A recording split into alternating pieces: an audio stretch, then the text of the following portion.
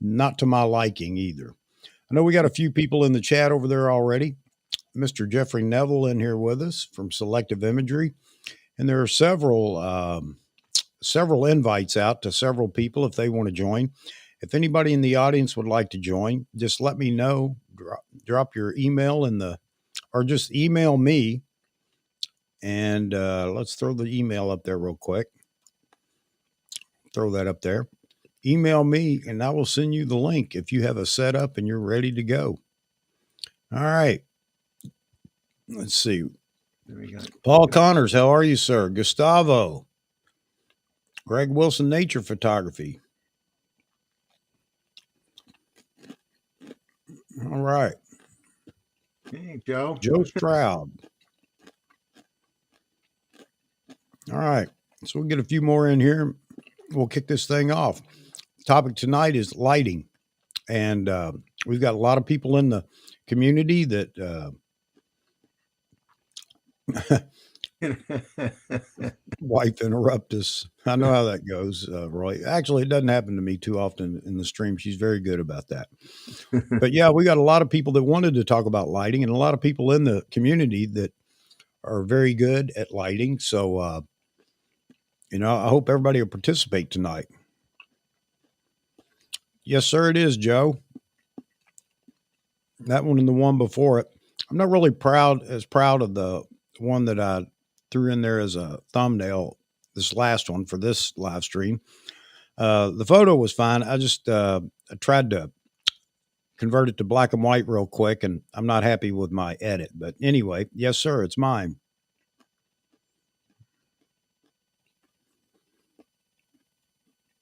Well, thank you. She was in the studio and we just went over. She'd never modeled or anything like that. So we spent a whole afternoon just going through facial expressions and things like that, just subtle movements, and had a good time. It was a lot of fun. Of course, it gives me an opportunity to play with lights too, try something different here and there. But that's what it's all about. If you're gonna really start lighting subjects, that could be people or other, then you just got to get the lights out and start playing with them. But hoping maybe tonight we have a lot of people that aren't familiar with lighting and they can ask a lot of questions. I'm going to let you guys chime in with your expertise. Mr. Huff Photo, everybody. Huff, how are you tonight, buddy? Doing pretty good. We're trying to set up this software. I've never used this particular streaming software before. All right. Well, it works. Yeah, finally. It was wanting to use my laptop camera and everything. I was like, oh no, this is bad. James, the bag does go empty, but I try to replace it as soon as it's empty. So the M&M bag.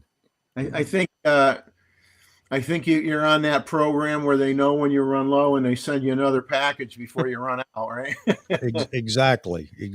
Robert Daniels in there. Evening. How you doing, bud? All right. Again, the topic tonight's lighting. And, if you guys want to share setups, things like that, or you even want to share a photo, I am a one-man show, but I'll do my best to, entertain everybody with some examples of what you're talking about. Just recently checked out Mr. Hafoto's page, and man, I was impressed with your it's not Comic Con. What is it? Is it Comic Con? Cosplay photography. Yeah, I do a lot of comic conventions and stuff. Yeah. Looking at your setup there at the venue, and then seeing what you produced with it was just fantastic, buddy. I thought it was great. Well, thanks. It's funny because I think being from the position of an entrepreneur, I've always tried to do a lot with a little. So my lighting has always, in essence, suffered from the money that I've spent on it. Like I said the other day, I've shot on these same 3 strobes since 2009, and I've never changed the first bulb in them. And it's I'm always like shocked though by what I could do with them, just because of how you can manipulate light. And I've been thinking about this a lot recently. When I saw that tonight's episode was actually going to be on lighting, I got like nerd level excited. um, because Well, don't have that's a heart attack or nothing on the show because we can't do CPR remotely. It doesn't no, work. but it would get the views though. We get the views. So my lovely stepdaughter Amanda in here talking about cosplay. Woohoo! Tell us about your venue setup. Yeah, man. You know, um, I thought it's about it was just too late. I was doing some other things, but I thought about pulling up some clips from your YouTube channel just to show. Well, my setup is not what I want it to be, and what Photo Me Ike said the other day on a Vahagan stream cemented what I thought I was trending towards. I thought I was thinking right, but what he said really sent it home for me. What I'm using currently um, are 3 Alien B800 strobes. And my key light's like a 47-inch octabox on a boom arm. And then I have 2 lights that face me. Mm-hmm. And those are gridded at 40 and 30% grid. Okay. And the idea behind those is what I've noticed in lighting is one thing that everyone seems to forget is the like the edge of subjects and stuff like that. So having those strobes behind the subject where you can move them off to the side, if you bring them in closer where they're coming more into the lens, you're going to get more less contrast. And then I've got this fun stuff. This yeah. is it's Canned literally atmosphere. it's Yep. a fog machine in a can, and all Yep. it is aerosolized mineral oil, Yep. and it works phenomenally. But in order to get it to show up, you've got to have the light coming from behind it, and it Right. took a lot of trial and error to get that figured Yeah, out. that's a good So point for anybody that would like to pick up a can or two of that. It's not cheap, let me tell you. However, it does no, it's last not. a little while. But you're absolutely right. You're not going to get anything unless you have that in Yeah. front of the subject, between the subject and the light. And it No took doubt me a about it. while to figure that out. And now I've gone from lighting things to playing around with this is ASMR for us right there. This is this is actually I'm using these, but they're when you buy little treats to give people and you put them in here and you put a twist tie Yep. on it. Yeah, they work great for color gels So, because you can get like 120 of these on Amazon for $10 in all different colors. yeah, those are fine for just adding color of any kind. Yeah, Obviously, just they're not messing around. correction gels. Although when you pulled No. the green up, I thought, wow, that might be a correction gel there. Pretty heavy on the green, but anyway. Yeah, no, it's just their goodie bag. So somebody asked if anybody bought a lens this week, and Vahagan did. If you see his stories, I think Vahagan buys a lens every week. yeah, I think I saw it pop up on my phone. It was like a video coming soon, and it had a Nikon box that had come in the mail. Okay. He's either buying or selling one a week, I think. Mm-hmm. Yeah, I think we're have to have an intervention with. Yeah, we're gonna have to sit him down and take a visit. my friend. Yeah. So Paul Connors bought the 105 1.4E. Okay. Mm. Ooh. I think it's Paul. Yeah, Paul's saying 1.4E. Yeah, I saw one of those used for sale on KEH the other day. I forget how much they wanted for it, but it wasn't as cheap as I thought it would be. But it's a desirable lens, so I guess they get good money for it still. James got an 85 1.8 yesterday. Ooh, Good on nice. you, James.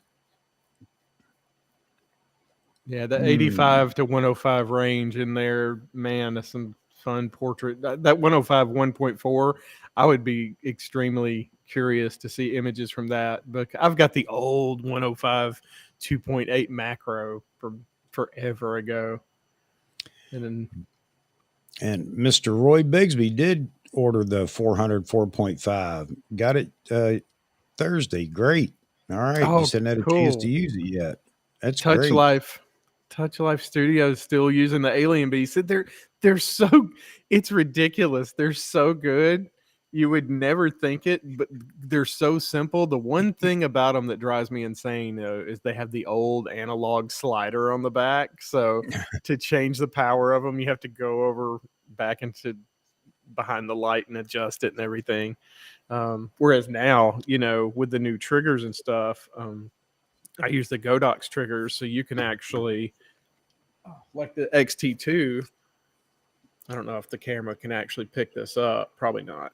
But anyway, you can go on the little screen here and adjust all your lights from the Right. top of your camera and not have to run around and come out of the shot and everything. So I would love to have that ability.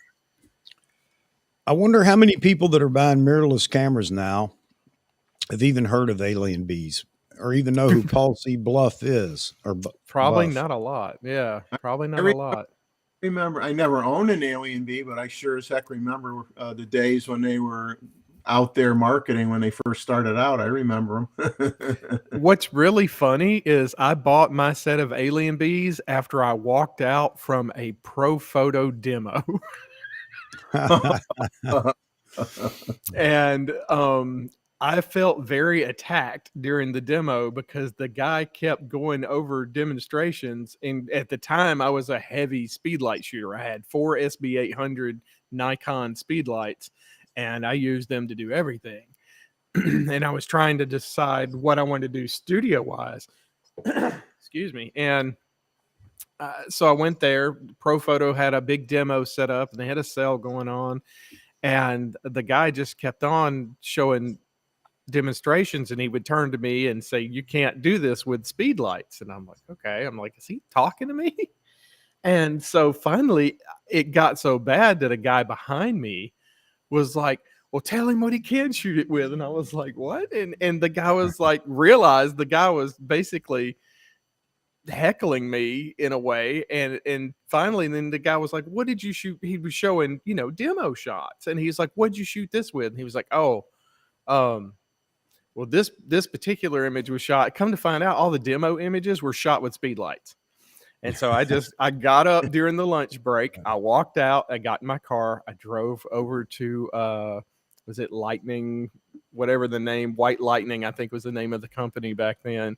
And Yeah, I bought a full set of alien bees. And drove home. I've got a couple of pieces of PCB equipment. I've got the 2 inverters that you could buy, charge them up, and then plug whatever 120 into them, and it'll run.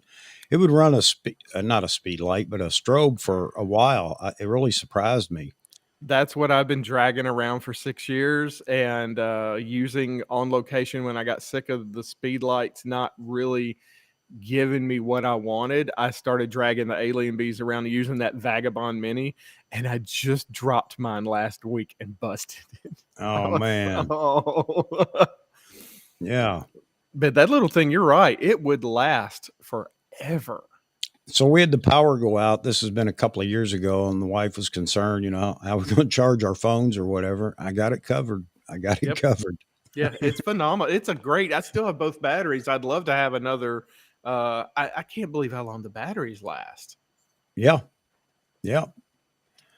So Roy talks about he's used alien bees, I guess a while ago or years ago, but he's never seen them outside of America. I did not know that. I did not know that they weren't familiar outside of America. Now, Roy's talking about using the Bowens mount compatible. That's what I'm looking to shift over to, just because there's so many more modifiers in the Bowens mount family, and I've actually bought adapters and adapted my Alien Bee to Bowens mount so I could use some of them with my speed lights. Yeah, I want to say hello to Albert. Good to see you in here, buddy. If you're ready to go, I'll send you a link. You can join us tonight. So just let me know, buddy. Yeah, for those that don't know, and I'm just going to assume that there are people that may not know, every light brand initially had its own proprietary mount for modifiers, and but Bowens was one of the general. I don't know. Everybody just seemed to begin to adapt Bowens as their mount, and not everybody, but a lot of people. especially all the Chinese knockoffs. When those started, then Bowen's was the mount of choice. Yep. And it's so much easier to be able to buy modifiers. Although now there are several companies that will sell you the ring you need or the mount you need for the type of light that you're shooting, to include Profoto. So Bowen's is generally it's the, I don't know what kind of word would you use? It's the general mount that most not most brands, but a lot of I would, brands use yeah, today. I Almost like a wouldn't say, yeah, universal that's the mount, word. whatever. Yeah. Yeah. I didn't want to And say generic. I knew there was Yeah. a universal makes more sense. That's yeah, it's more yeah, universal. I don't want to give it a negative connotation there, because it's not, but Oh no. you know, Quite the opposite. Honestly, the Bowen's mount, because of how it inserts and twists to lock, yeah. the Alien Bee uses 3 metal hooks that are spring loaded, and my modifiers are kind of heavy, so I've had to take needle nose pliers a few times and bend those prongs back into place. Otherwise, I've got a 47 octa that's going to fall on a model's head if I'm not careful. So another reason for me to look at the Bowen's mount lights is I wanted a more secure fixture for my lights. I'm looking at the comments here. A lot of comments coming in. If you're in the chat and you want to know more about lighting, or anything that's being discussed, by all means, drop a question in the chat. And there are plenty of people that are I just saw one waiting to answer a lot of those questions. that Amanda had there. About an hour, Amanda. I can set up my studio from nothing to completely ready to shoot in about 45 minutes to an hour. And how I pack everything up is random bags. I've got random camera cases and whatever I've collected over the years. And after a long day, you just take it all and throw it in the car. When it's over, just throw everything in and hope everything gets home. So Amanda knows how it is for me. I'm walking around the studio, looking behind the backdrop, looking behind things, looking for modifiers or that I've just moved out of the way. So you know how it is for me, Amanda. Joe, let's see, Joe, you said something earlier talking about TTL. I want to throw that out there real quick too. Never use TTL. You know, I wouldn't use TTL for my final product. I'm going to go manual, but you know what? TTL makes up for a light meter, because once you shoot TTL, then you can just backwards engineer, basically find out where your aperture should be at your light setting and everything else. It works for me anyway. Anybody else do that? Use TTL just for the first couple of shots to get you in the ballpark? I don't have to in my home studio. Amanda's in here. She'll tell you, I have a real good idea where it needs to be right off the bat. And then it's just a matter of tweaking it. Yeah. So that's my thing. I've shot so long that I just know that if I set this light at this power, I subconsciously have this f-stop at this shutter speed at this ISO. It's just, it's become, which is bad because I want to teach this. So I need to bring that mechanics, back to my conscious level where I can explain it to somebody. Because right now, people will say, "Oh, how did you like this?" And I'm like, "Oh, I have to put a light over there." Yeah. I saw there that wow, that was a loud notification. Someone asked or made a comment about an S bracket. I don't know if some people may not know what that is. This is an S bracket. And what's so phenomenal about it is you can see that you've got the Bowen's adapter here. And because this is just a generic empty space, you can insert any brand of speed light, or like he said, I think it was Roy mentioned the AD200, which is what I'm hoping to purchase soon. You can put in this, and suddenly it's adapted to any Bowen's mount light. That's one of the things that makes that AD200. It's great. If you're going to buy one light to start out with, that AD200, you can't go wrong. I really think so. I think so. It's so versatile. What I'm amazed by is when I say I shoot with the Alien Bee B800s, and Photo Me Ike mentioned this as well. The B800 I think is only 200 watts second, so it's the same power as the AD200. Whereas when I go out to shoot with a speed light, this is only 75 or 76 watts. So we're Yeah. talking almost triple power in something practically the same size. It's insane. So that's something I know a lot of people may wonder too, as far as speed lights go. Speed lights are nowadays, when you take into account all brands and all the newer models with the old, they're anywhere from 75 watts to 100 watts, Yeah. depending on the brand and model that you buy, which is fine for a lot of things. But then again, it's not going to do you well outside unless the light is very close to Right. uh, the model in sun and daylight. So, but it's a good way to start. And we had the live stream month or two ago talking about it. I would just encourage anybody that's never experimented with light, pick up a speed light and Yeah, play with. absolutely. And everybody in here is more than happy to help you with that. And you could come on the show anytime, and if you want to show photos so that they can look at what you're doing with the lights, if you're having trouble, then there are a lot of people that'll help you with that. You know, that's what we're Yeah. here for. That's what the community's for here. Oh, See, I've got a key light to my right. excellent See, comment. and that's my LED panel. And then I've got another LED panel over here that I've set up as a secondary light to fill. And then I've got a backlight set up, which is another LED panel. And these little cheap LED panels are Bluetooth, so you can link them to your phone and do all kinds of cool stuff with them. So you can change colors with them and all that kind of stuff. So these I'm starting to play around with, and they're really neat. And for video, especially streaming or something like that, Yeah. I mean, these are fantastic. They're perfect. That's what I have up here right now. I just put it inside a softbox just to soften it up a bit. It works fine.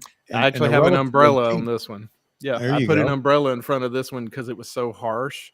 Yep. And this actual fill light is a ring light from Walmart that I found on clearance the other day for $5. Yeah. Yeah. There you go. So I see that's where you're way ahead of me on the comments. I'm trying to keep up and answer them as we go. But yeah, you were showing the bracket when I guess Roy made the comment about it. Right. Yeah. I saw he made the comment that these bracket, and I caught these on a clearance on Amazon. So I got a bunch of them for like $10 a piece. So D-Moots, he's down there shooting ospreys while we're up here freezing in Connecticut. It's not fair. You found a hotel that's not flooded? Oh, maybe man. sleeping on the beach in a tent or something. I don't know. And Roy's talking about TTL's okay for one light, but not practical for multiple lights. Yeah, that's absolutely true if you're just starting out for certain, Roy. But once you get used to it, you can use the TTL to dial in your key light, and then it's just a matter of playing with the other lights. I understand for commercial work that may not be the way to go because people expect you to have it set up ready, bam, bam, bam. And a light, you can't beat a light meter for something like that. No doubt about it. But you get the key light right, and you can dial in any other lights that you're wanting to play with for a REM light or a fill light. I got to tell you, I feel like too that TTL, I think one thing that people don't think about when you're using TTL, and you guys try this and see if I'm onto something here, but I never ever use matrix metering in my camera. 99.9% of the time, I'm using spot metering because this is all I care about because I do portraits most of the time. Right. So I know as long as I've got that dialed in, I can deal with the rest of it, later on. But I've got to make sure that key light is there. And I think TTL, like if I tried to use it right now, you see behind me, I've got that white background. A camera on matrix metering is going to think that's light, and it's not. Yeah. So bringing down that metering to spot meter, I tried it one day, and I'll promise you, if you look at, I have 3 cameras laying here, and all of them are going to be set to spot meter. Okay, nice tip.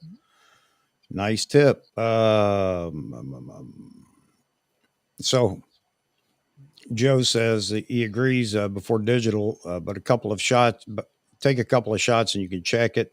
That's just the way I work. Oh yeah, for sure. I'm not a teacher though. So you're absolutely right, Joe. That's not the way to teach. I know I'm probably pretty bad when people ask me what I do. I do have a light meter, so I can use the meter if I want to, and I have used it. Amanda will attest to that. But now, after so many times shooting in my little studio with my excuse me, my equipment, it's just easy for me to I can pretty much dial it in within a couple of shots, and my Right. first shot's going to be very close. But it's not always that way. Wherever you go, especially if you're moving around, going to different places, then the meter's the way to go.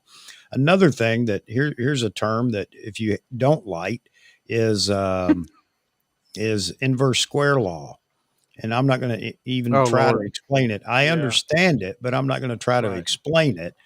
But when you were talking about spot metering, Huff, you're getting an exposure for the face, depending on the modifier you're using and the placement of it Mm-hmm. means how much you're going to light of the person. Right. But you've got the key light, right? Especially if you're measuring or if you're metering on the face. And that's a whole other subject to go into. That's the thing about lighting is you can get started in lighting and have a ball. It's a big And rabbit hole. yeah, it is. If you think cameras and lenses make you broke, Right. start Fla- lighting because you fla- can't stop yeah, buying modifiers and lights. yeah, that's your light you lighting guys. I mean, that's a whole other discipline with a whole other a secondary wallet that you have to put money in.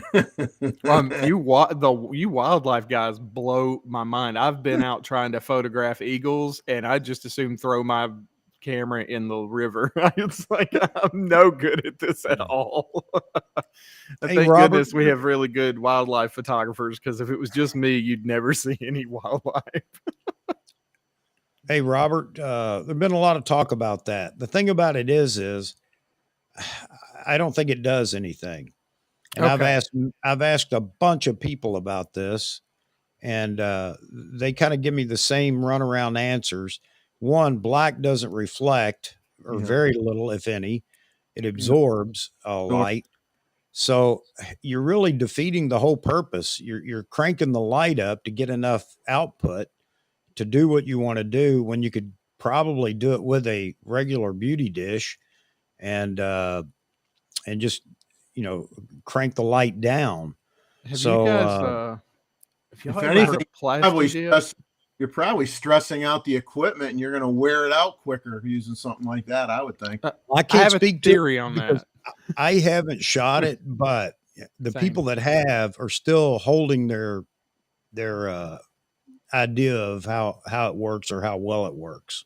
We could end this real quick. And I think it was T-Mid the other day, whoever did the video on the dish, I commented, there's this stuff called plasti dip. I don't know if you guys ever seen this stuff. Oh yeah, It's, you know what I'm talking about? put on, dip your pliers into it or whatever to make it. Well, they grip make on a spray. They your- make a spray version of it. You can spray Yeah, paint stuff and you can peel it off, right? So yeah. what I told him was take a beauty dish out, shoot with it with the inside white, spray paint it silver, do the same shoot with it silver, and then plasti dip it black with no gloss, and compare the images. And this will put this to rest. If we could get somebody to literally paint a beauty dish and do the same shot with the same model with the same light and change, there you go, and change the color of the inside and see what it does. My thoughts on it are, if I've got a light that I can't dial down low enough, and I've had this problem before where I needed to go to 1/256th of a second, but I can only get down to 1/28. That's such a rare instance, but here you go. It's like a flagging situation, I guess, where you could figure out something to do with it. Well, I But mean that's all you're it's doing. so situational. You're going to take anything and look. I don't know how directive it's going to be, being a black background that it's shooting against. Here's cinefoil, and that was the box I showed. It's heavy duty aluminum foil. I mean, very heavy duty. You can use it over and over and over. It doesn't come out of the Sounds, box all wrinkled like yeah, this, but you could do the same thing to test it. If anybody wanted to, with some cinefoil, you can make your own beauty dish yeah. with this stuff and try it. I haven't tried it, but Same. I I just haven't either. I just had my doubts about it. And anyway, maybe somebody's going to find some technique using it that's going to be fantastic. I don't know. Yeah. I haven't seen how it could be.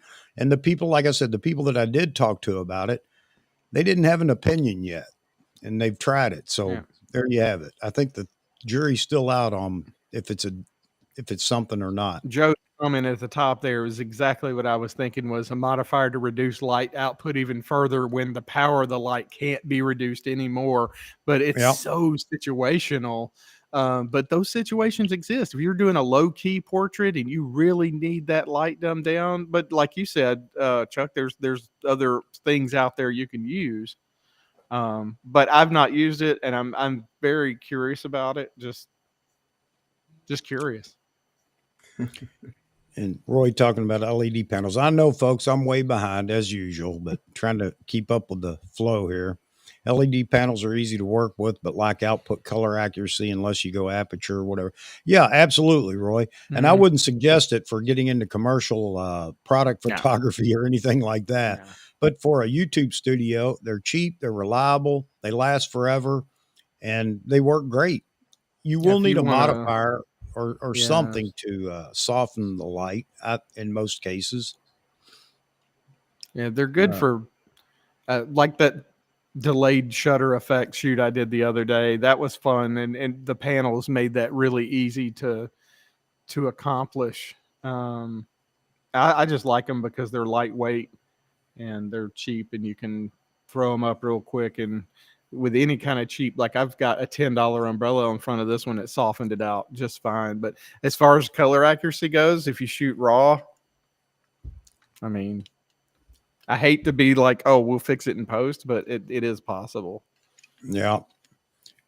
So, Joe, I'm not a lighting expert by any stretch of the imagination. But you know what? I'll ask you this question. When you do use it, as you stayed here for a portrait or just to give it a little pop, how much difference is it between that photo and no flash at all?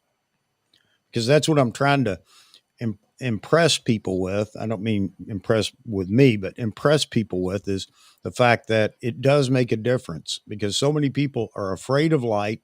And therefore, they'll stand on that. I'm a natural light shooter. Not that you can't get great shots, natural light, but I'll tell you, once you play with the light and you get it right one time, you'll think, Oh yeah. wow.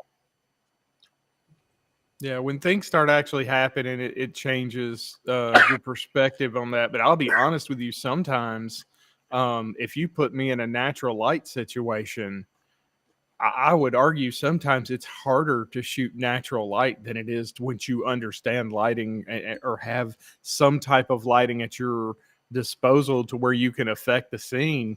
I Well, would just die and if I had to shoot here's a natural light all the time because I'm not good at it. Well, Here's you can. another thing that I heard a long time ago is you have to move to natural light. You move the light to your subject with Yeah, off-camera flash, yeah. and that's part of the simplicity of it.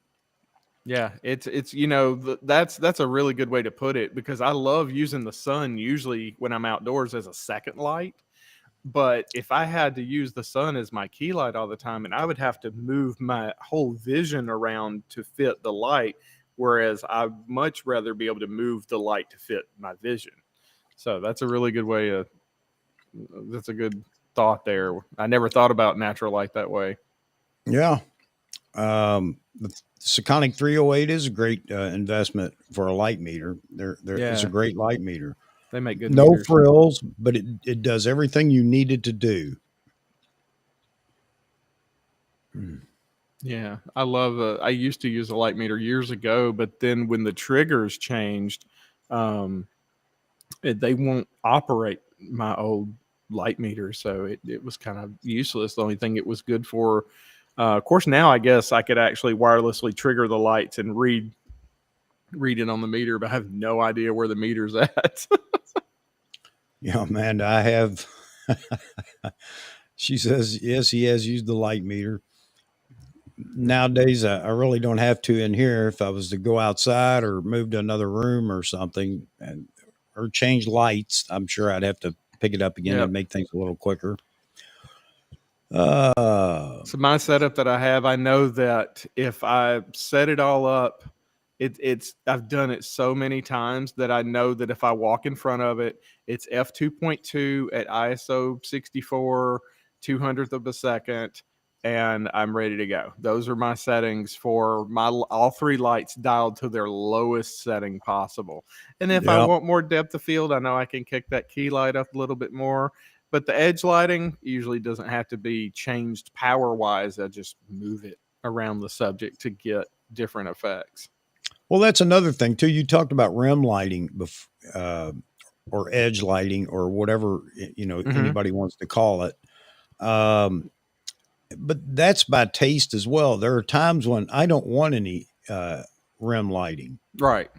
but there are times that I do. So that's one of those things, and I wouldn't want anybody that doesn't know anything about lighting and wanting to start playing with it to get caught up in somebody saying, you must do this and you must do that. You must do nothing but what you want to do. Right, exactly. However, there are some rules out there that will help you get to where you want to go. And then you can choose to do what you want and what you don't want. Learn the rules so you can break them. Well, I like to try to get, I get to my shoots for my nature photography much earlier than I need to, force a habit. But I love it when the lighting is, especially with like an egret, a white bird, and I get that rim lighting just around the, circumference of the bird or whatever, right. and it's not yet bright enough out where I'm blowing out the bird, but I get that nice illumination all the way around it, and I love that look with birds. For me, that's something that I try to get every time I get the opportunity. Especially with the white birds, it's just wonderful. I think I love it, and I'm using natural light. I'm not using flash, but obviously, but it's one of those things. You're looking for the opportunity to right. You're making the opportunity. I have to look at the opportunity. Right. Right. And to me, and what you're doing is so much harder. Yeah. And that's why some of those photos are just spectacular, because it just happens that the bird's in the right place at the right moment and you're ready for the photo too. Everybody likes catching those photos, except for David. He's down there in Florida right now. So we're going to wish him bad luck because we're not down there doing it ourselves. Just kidding. Just kidding, David. So Amanda's going to be down here in a couple of weeks, and we're going to be taking some more photos. She's bringing her editor with her. So we'll have a director in here that I'll have to live up to her standards on what she's looking for. But I look forward to that. It's nice when the person that will do the editing and knows what they want and you're not guessing. So that ought to be a real interesting session. Yeah, that's always great when people know exactly what they want. That's so nice. You just have to make it. Yeah. It's just a matter of tweaking at that point to give her what she's looking for. A lot of the light that I'm doing right now too, you wouldn't normally do, because in cosplay, and one of the things I love about it so much, I'm doing things, especially in the editing and the lighting and everything, to impart drama or a feeling of action to the shot. So there's a lot of things that I'm pushing in the lighting and in the editing that you would never, ever do to, say, a senior portrait or a corporate headshot.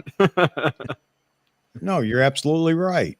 But that's the one thing about being a photographer is if you're not shooting, look, I'm not shooting for money. So that gives me all the creative, creativity that I could want to do. And I do, when I'm shooting Amanda and some of her staff, I'll always do it in the typical, headshot mode or for websites, very white or very, high key, which Amanda likes. And most women do like high key. And if you don't know why, it's because it hides. Yeah. It hides. It's very soft light and it hides.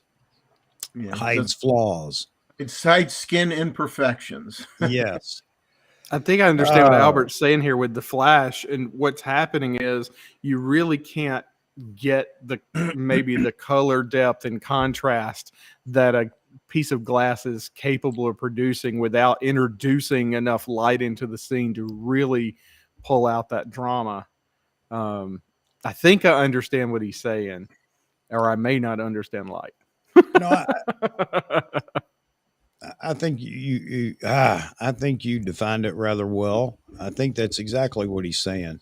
And you can tell that when you're taking photos in a studio, when you start playing with the lights, obviously things get more contrasty and saturated, the lower the light and get very bright, and the colors aren't as saturated with bright light, or depending on how you're shooting, what you're shooting. So, and all that has to do with how it renders in the glass, I guess. Is that what you're saying, Albert? Uh, Now, do you guys find that you are just changing your output levels of your strobes, or are you occasionally using your flash? Does flash exposure compensation work well with the camera, or you don't go there at all? I don't, Jeffrey, because I find it too Yeah. difficult to actually use, to be honest with you. And it can be subtle or it can be harsh. I don't know what the deal is. I'm just not familiar with playing with flash reduction. Once you go manual mode, then you can control just about everything you want in manual mode. The only thing I would consider it for is you're out of power, and you're going to try, something. But even that, all it's doing is slowing down or speeding up the shutter in that exposure compensation. Yeah, that's a good question. I think really what I do now, the alien bees I use, of course, their sync speed is like 200th of a second. And the speed lights have high speed sync. Yeah. All right. High speed sync gets a really bad rap because you lose power so you can have a longer flash duration so that you can hit the mark when you're shooting at, say, 8,000th of a second. So there's a big thing going on right now with people are saying, high speed sync versus buying ND filters. My argument to that is I don't want to buy an ND filter to fit every prime lens that I shoot portraits Yeah. with and have that piece of kit laying in a bag for the day I might need it. Whereas high speed sync is built into my lights. I'm just going to learn how to use it, and it's there if I need it, but I'm not going to rely on it, if that makes any sense. But I'm a big fan of high speed sync. I've done a lot of really fun stuff with it. Uh, I don't know. I just don't see buying Well, ND filters for every single one of my, because we're adding another piece of glass to look through. And if yeah, that's that's not another as high a quality as my lens, what am I right. doing? Hey, Amanda, thanks for dropping in. Thanks for dropping in. You need to let me know again, confirm us here in a couple of weeks, and tell me what you got planned. All right. Yeah, Albert's talking about I only use Beauty Dish for black and white photography because it's more specular and punchy. Yes, it's a Yeah, harsher light, no doubt about it. it Great is. for fashion and things like that. But then Absolutely. again, you've got models, male and female, that have absolutely perfect skin to begin Yep. with. The makeup is fantastic, Mhm. so it's easier to get away with a beauty dish. Try to take a picture of me with a beauty dish, and man, you're going to see a roadmap on my face. Us photographers know much about what our skin looks like anyway. Right.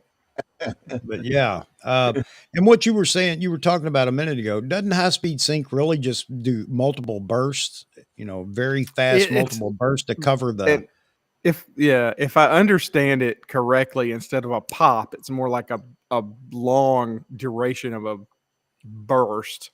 And I may not fully understand it. All I know is I've shot with it. I see I knew that the comments would blow up as soon as I said high speed sync. yeah. It's a hot button topic right now, but I've shot with it for over 10 years. I've never had a problem with it. Uh, Yeah, so I think some of the argument is it's not the outcome, it's just the process. For whatever reason, why that would be an issue, the bottom line is, do you achieve what you want? Uh-oh, webcam oh, utility just took a breather. there we go. There. I think You the know, it's, Z30 gets hot. are you recording at the same time? No, I'm not actually. That's why I'm Oh, shocked that it does that. It did that at the last live stream. huh. Hmm. Um, so yeah, what was I saying? It doesn't matter how you get there. The only thing that matters is what you get from the process. And a lot of people want to scream and kick and fight about the process rather than what the outcome was. Yeah, You they can you scream and kick all they want. I'm going to go take pictures. yeah. Hey, And Roy was saying LEDs.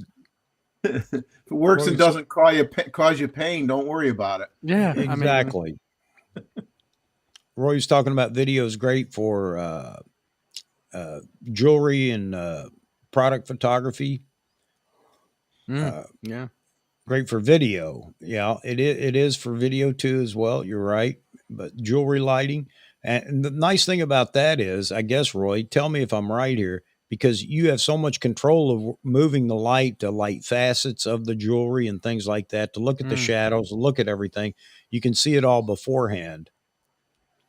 yeah, and you get that specular light on jewelry, and it gets really cool, sparkly and everything. Those I could see where LED would make it look really good.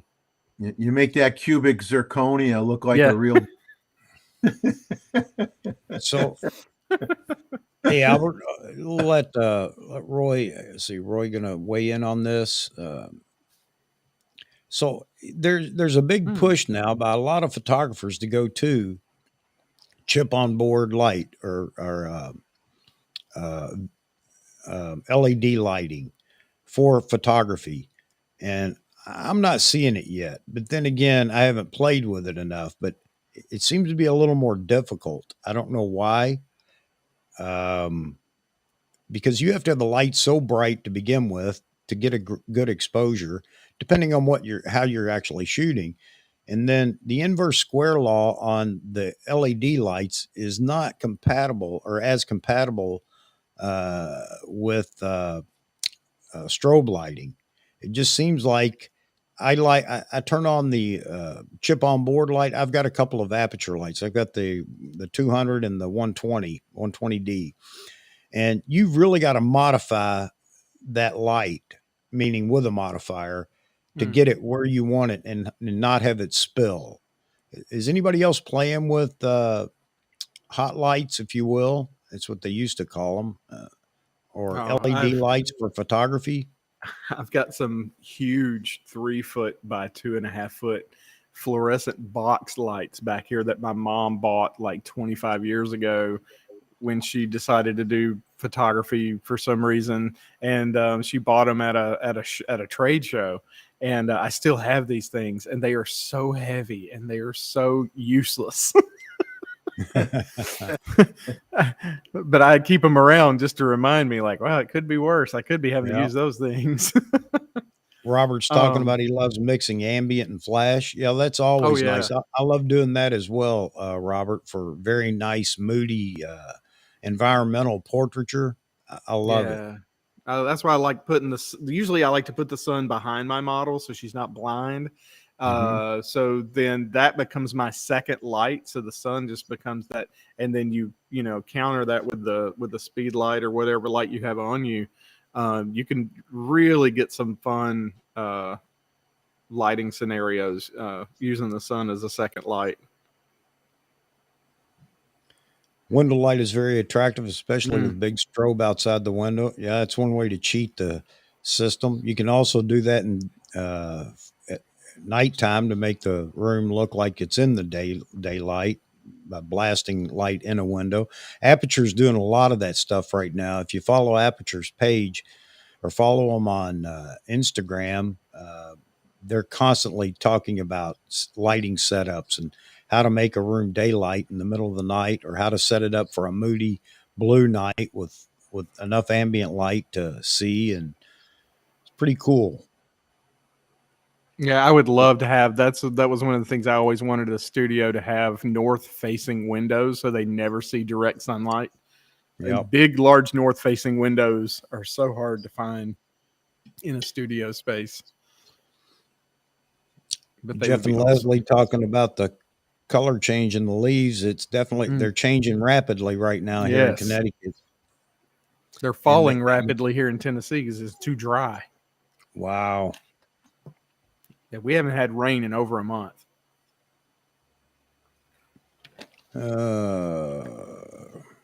Which this time of year is not normal for us. We should be having quite a bit of rain, and it's been incredibly dry.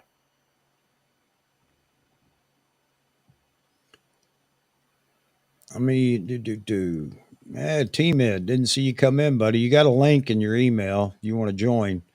T-Mid's been plays a lot with lights. For any of you that haven't checked him out, T-Mid on YouTube. I believe it was Timid and I that were talking about the Black Beauty dish, and I was like, I'd love to have somebody take a dish and have it silver and white, and then paint it black and do the exact same shoot with the exact same dish and light and model and everything, but just change the interior color of the dish so we could see what effect it has. I'm just really curious about that, and even doing a matte black and a glossy black just to see what happens. Yeah. 8200s are his go-to strobes. This is Roy. Need more power. I get out the 8600s. I agree, Roy. Yeah. So I agree. I've already written my letter. Dear Santa. No, yeah, those have to buy 200s. lottery tickets and hope you win. Yeah. You know? Yeah. Yeah, those 8200s are fantastic. I think if you get those, you'll find they're probably enough power for what you're doing based on what I saw in your setup. I mean, I think it'd be great. My whole thing with them is, as everybody on here knows, and I think we've discussed this multiple times, it's so difficult to find those reviews that say, this is good, but this is why, or this is bad. Usually they're all just like, hey, they sent me this and I love it. And I'm like, I really want to know, and two, like we talked about, you can't know in a week. I want to see somebody that shot on them for a year. So I've been going back and watching, hey, I've owned the 8200 for 2 years and this is what I think. And those are more the videos that I pay more attention to. And I really want to talk to people that have been in real life situations with them. Well, I like it better. Like you said, I like it better when someone has chosen to buy a product for their own personal use, right. and they're not worrying about ticking off somebody that gave them something, or whatever. Right. And you bought it with your own dime. You've used it for X number of months, and then you're just sharing information. You're not doing it to make a supplier happy or a company happy. You're just being honest about it. And those are the ones I like the most. Like you said, hard to find though. Yeah, it is. It's very hard to find objective reviews.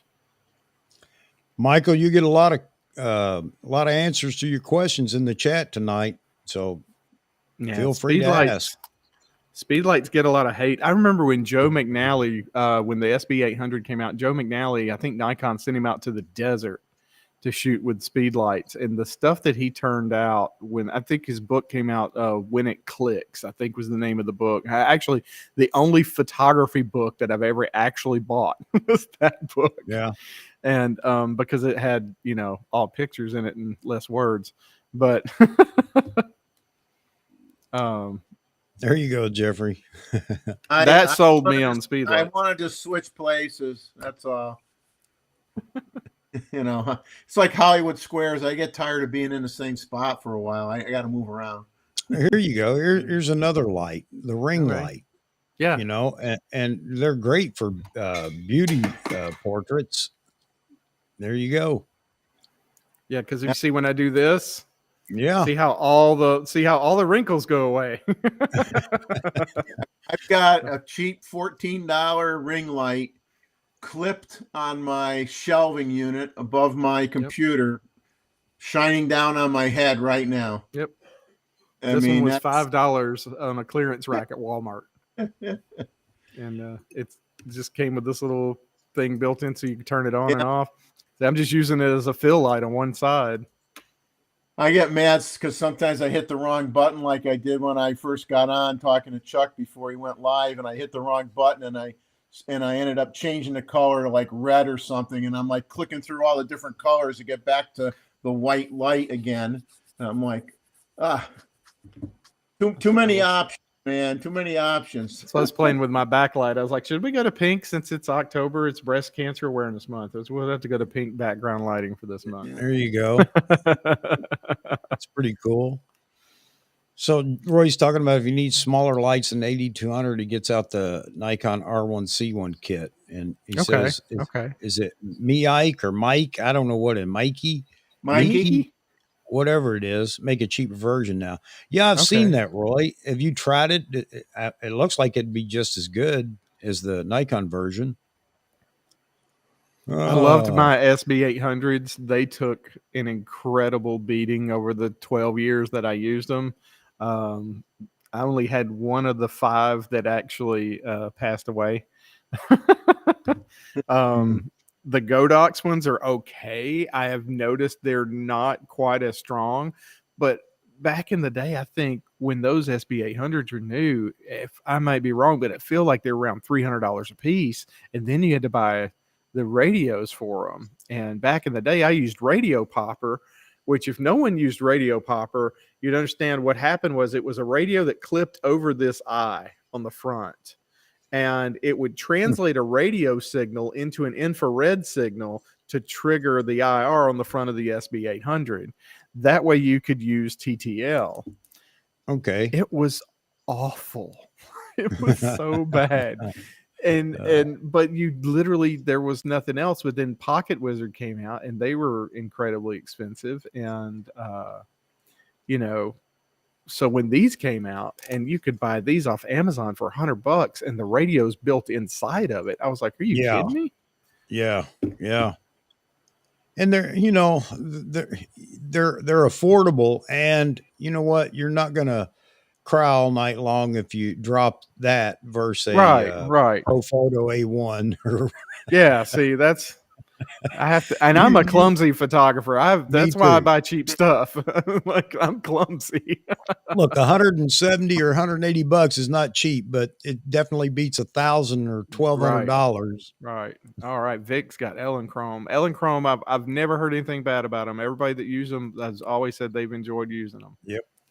And, Are you enjoying the strobe light now, Vic? Have you been playing with it much? I guess we'll get an answer down here at the bottom somewhere. Vic mentioned he uses radio poppers now. Yes, the radio poppers of today have come a very long way.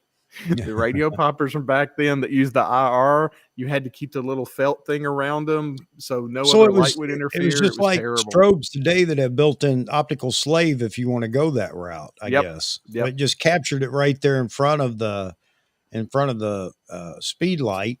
Yeah, so you had I guess the what do you call it? The focusing grid on the speed light.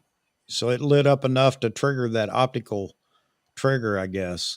That's cool. And it was cool if you needed to use TTL. It allowed TTL to work. Okay. But if anything happened and you weren't perfectly lined up on the IR on the front of the strobe, then it wasn't flashing. They were battery hogs. So you had to constantly check to make sure you had battery. We didn't have a lot of, I think there were maybe 8 channels back then. Several times I would be at botanical gardens and stuff, and my lights start going off, and I realized there's another photographer nearby, and I got to change channels. Yeah. And there you go, Roy. Somebody thanking you. If you're doing a wedding and a guest is screwing up with your flash. Yeah. That's because you're sweating bullets because you're like, what the heck's going on? And you're like, okay, Who's the guy with the unit that's messing with me here? So You know? a funny story on that, f-stoppers, Lee and what's his name, I can't remember, but anyway, they're telling a story out on the beach. They're doing a shoot. Well, they weren't, but there was a wedding photographer on the beach there in Puerto Rico. That's where they're at now. Anyway, they were using pro photo, and you can set the channel and the group that the lights are in and everything else, so that you're on a different channel than anybody else may be. So anyway, whoever the wedding photographer was using it on the standard, this is how it comes, set up, whatever group and whatever channel.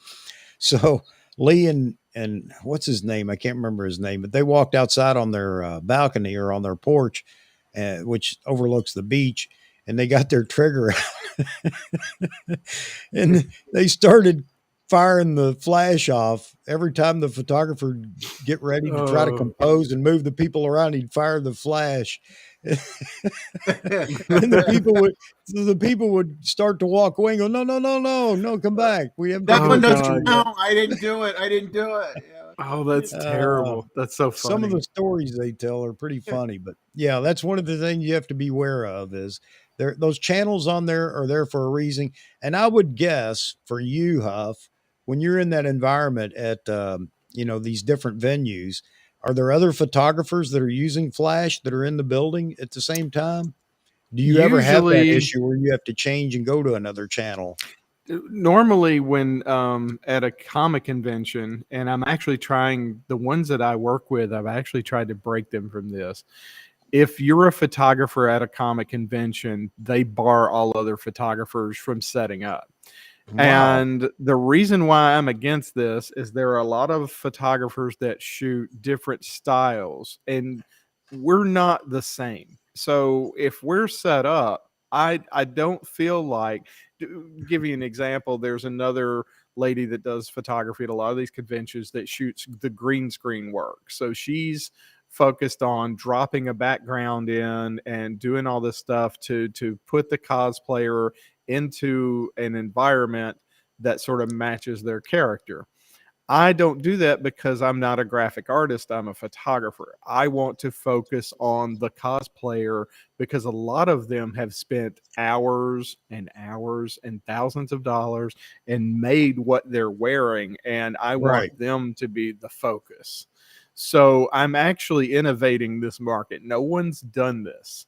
And it's not easy, as I just found out this week. I had a contract in the works, which would have given me 10 new conventions next year. And they decided they wanted to stick with the green screen method, and the green screen people don't want me there. So I lost 10 conventions for 2023. So that's kind of made me step back this week and go, okay, I may need to find something else to do because this market may not be ready for this particular innovation. Oh, gee, focusing on the person I know, right? is a shame that isn't something that they can embrace, and to kind of like ban you from going is ridiculous. Yeah, it's I don't understand it. I think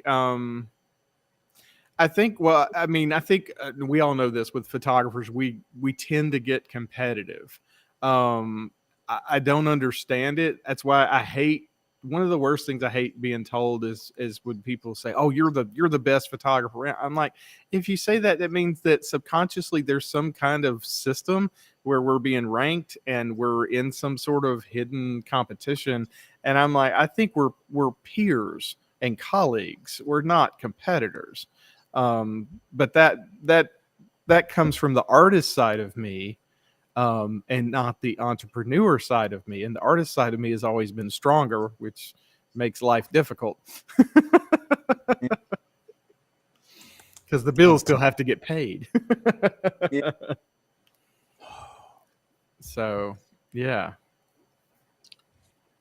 Yeah, Sorry, that's a guys. slippery slope you're on, I guess, is what one would say, you know. But I just don't like it when, whether it be one individual or a handful of individuals, can effectively bar someone from being creative in a way that's different than what they do. Right. I mean, I mean, what would be nice if you had an area in there where you could invite the cosplay characters to go to an area where you have full control and you don't interfere with the other people. But I guess But I that tell you, would the be last expensive. convention, the last convention I shot at, I met like 3 different photographers that came in. They were looking at my setup and we talked shop for a little while when I'd catch a break. And it was kind of like what we're all doing here now and sharing our thoughts and information and everything. And it was just so much fun. Now, all right, little story about this video you got pulled up, Chuck. This was shot This is what I with want. this was shot with a Z30. The video side was with no editing or anything like that, with the kit lens, no gimbal. And the first half of it, where you hear me talking, the audio is not great. And the second half, I actually used the little Nikon ME1 microphone, and I noticed a marked difference in the audio. Well, I'm not here to critique your video. Since we're talking about lighting, I wanted everybody to get to see some of your photos. I was mean, like, this oh is- no. This is what he's doing at the cosplay com. So I think you're both your shooting and your editing is fantastic, man. Well, thank you. Dr. I love letting them see that. And I've got a television screen set up at the con. So when I take their photo, I then turn around and edit it live. And I've got a big screen TV set up where everyone sees the process. And it's kind of like a magic show. They see these photos actually come to life right there in front of them. You know, when And people it's see just your fun. work, buddy, when they see your work, then they'll sit up a little straighter and listen to what you're saying. And I think these photos, these images that you took are fantastic. Thank you. What do you guys think in the audience? I like think how they're I great. caught the reflection of the sword in his goggles. I actually brought his goggles out in Lightroom so that I could see that reflection better. Let's see the next one. Oh, see, now Mandalorians are easy. They never blink. Yeah. And they're not supposed to take their helmet off either. No, but they usually do when they see the photos come up. But as you can see, that canned atmosphere does such a good job of adding that Yep. different aspect to it. And I have so Now- many more things I want to start to elaborate on. So, just in that respect too, you can gel the light that's lighting the atmosphere and Right, you get whatever right. color smoke you want. Yeah, that's kind of my next. I want to start working with him. I probably would have gelled a blue or something to play off of that yellow and start playing with color theory and stuff like that. But And you know what? And I'm going to roll back and show them your setup for this. and that right there, that cape was 3,400 leaves that she glued together individually.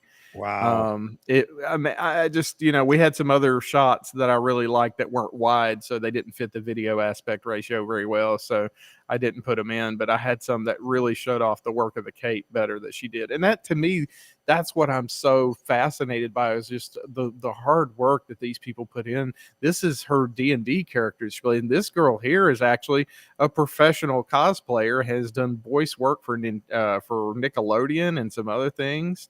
And but she hand makes all the stuff that she's wearing. Well, buddy, your lighting is on point. That one I had to drop the key light down, and because I'm actually laying on the floor.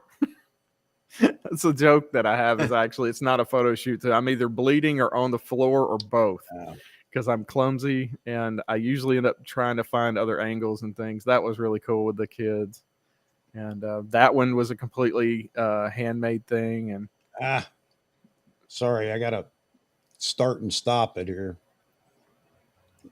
I mean, yeah, the lighting looks great, especially. I love this. Oh, man, I lost Spider-Man. I thought this looked fantastic. Spider-Man really showed up well, but it had a lot to do with the type of material that his costume, it really picked the light up well. What are you shooting with here? This is the Camera. Z6.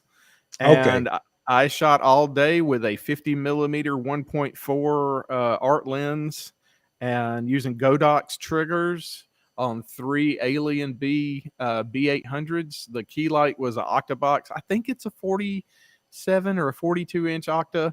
And then the backlights was just the silver reflector with the grids over them. 40, I think I got a 40 and a 30 grids. And then I just move the back, like here, I move the lights in the back to the edge more, but I keep them feathered off the background so I can make that black background just go away. That way I don't have to worry about wrinkles or anything like that. So Joe asked a question there, if you want to answer it real quick. Oh, where was that at? Oh, the setting off smoke detectors with the canned atmosphere. Does that happen? Not yet. Not yet. It dissipates really, really fast. It does. I mean, insanely fast. And a lot of times the venues we're in have air conditioning that's blowing. So when you see that smoke there, that means that I have literally sprayed across the scene, jumped back behind the camera, composed the shot, and shot it before that smoke is gone, because I do not have an assistant. Well, that smoke it's heavy anyway, right? I mean, it must drop to the floor pretty quick. No, it doesn't. It wafts it pretty really good. doesn't. Yeah, it does. Yeah. It's as a matter of fact, the air return was behind us at this particular venue, so it was going up. So I would have to spray it along the floor and let it rise. But then if someone opened the loading door, the pull from this would stop, and I noticed that it would start wafting to the side. I would constantly have to adjust where I sprayed from to keep up with what was going on. Chuck's got some there. Yeah. I don't know if it's going to show up or not, but no. Let's see. I've got a backlight behind me. Now we're playing with canned atmosphere. I know, right? Now this stuff it's not cheap. It's expensive. Turn that backlight up. I don't know if this will actually. Yeah, see, it's barely showing up at all. Yeah, it's not even showing up at all. Yeah. That's crazy. All right. If you've never been to, I've been to a Comic Con. I got to tell you, I ought to pull those pictures. It was probably 10 years ago I went and photographed one. I had a fantastic time. I really did. Oh, it's so fun. All right, here we go. Yeah, there it is. There's the elusive setup. All those photos taken right there, folks. The amazing world of Flash.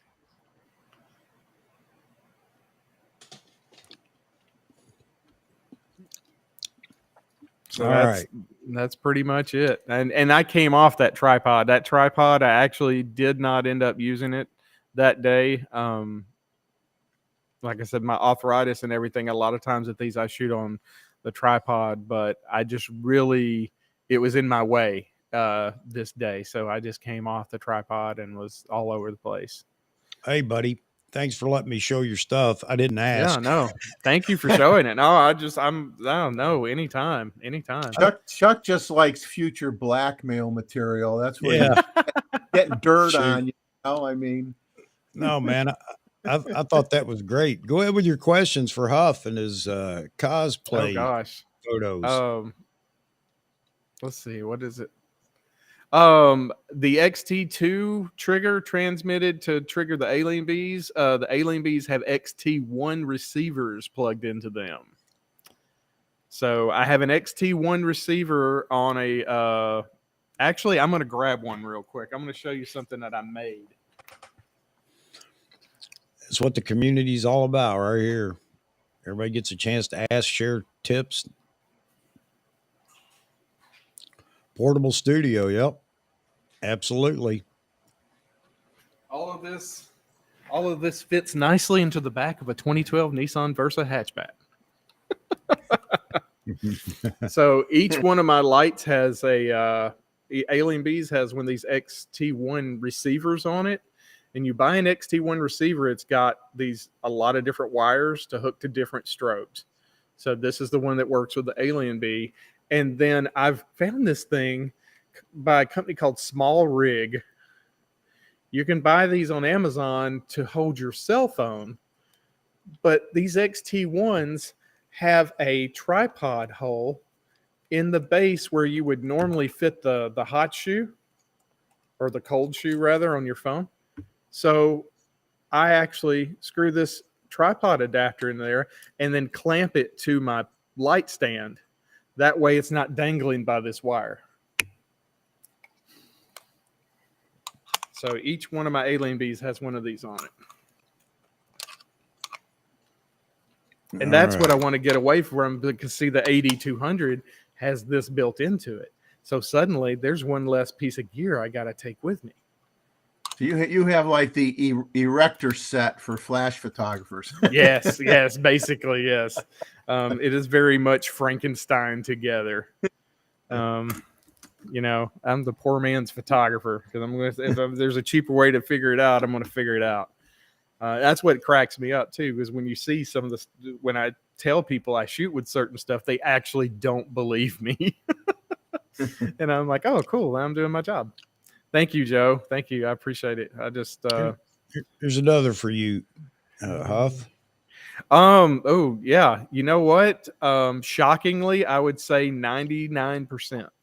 No joke. Wow. At the last event we did, Well, I can understand shot, if you're proud of your costume that you've spent so much time and money putting together, that you're willing to pay to capture that moment. And considering, you know, the photos that you're taking, of course, I would imagine. well, I mean, here's the trick. I don't charge them to take the photo.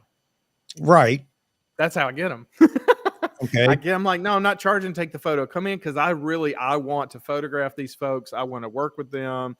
I'm having a blast. To me, comic conventions are me getting paid to do my own marketing. I get to meet these people one-on-one. They get to talk to me. They get to see my work. And then, I mean, I'm 6 hours away from Atlanta, Georgia. I've got a lady that is about to make her second trip from Atlanta, Georgia to here to shoot with me. That makes no sense to my brain at all. I don't drive 6 hours for anything. So I'm like, maybe I'm onto something.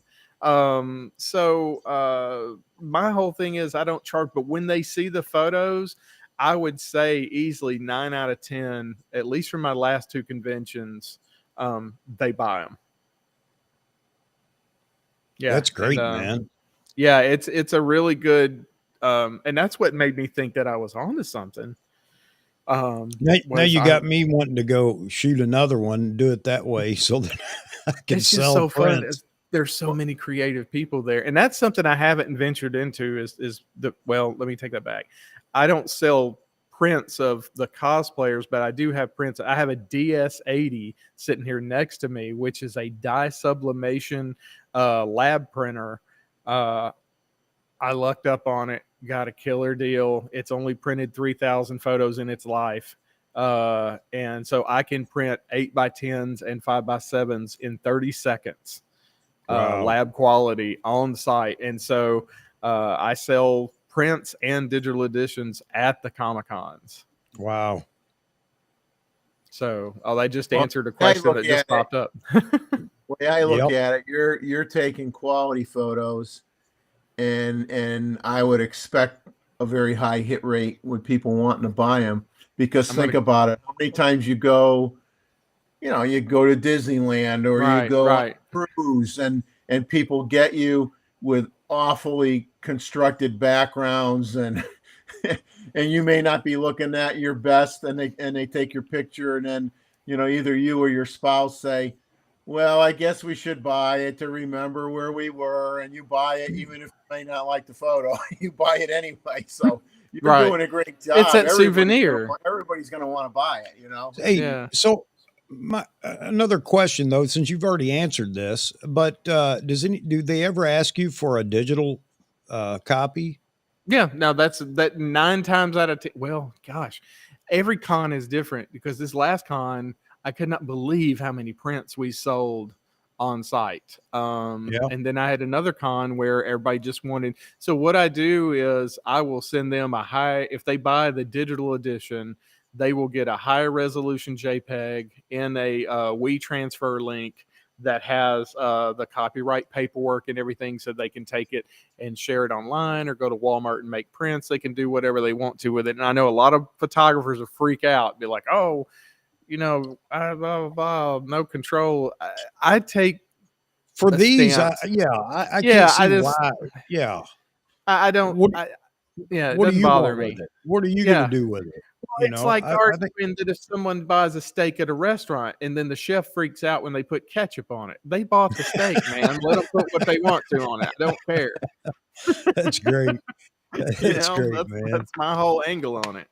Hey, Vitali, you've got a link in your email if you want to join, brother. By all means. Somebody mentioned, and I missed it, and I meant not to miss it. There was someone has bought a Viltrox 85 1.8. Whoever you are, when you start shooting with it, it's Michael. So Michael, when you shoot that 85 millimeter 1.8 Viltrox, I am super curious about it because I'm a third party guy. I don't mind third party stuff because if I can, I will rent the Nikkor, and then I will shoot the Sigma next to it. And if I can't see enough difference, I'm buying the third party. There you go. Because I got to save that money. There you go, man. All right. I'll tell you what, I was really impressed. That's why I wanted to show everybody. When I saw the few photos that you had at the end of the video, I said, oh, yeah. Again, lighting is everything, and I think they're lit very well, and it goes right along with what we're talking about tonight. Thanks, so, man. I appreciate it. That's thank awesome. you for joining us and answering all the questions.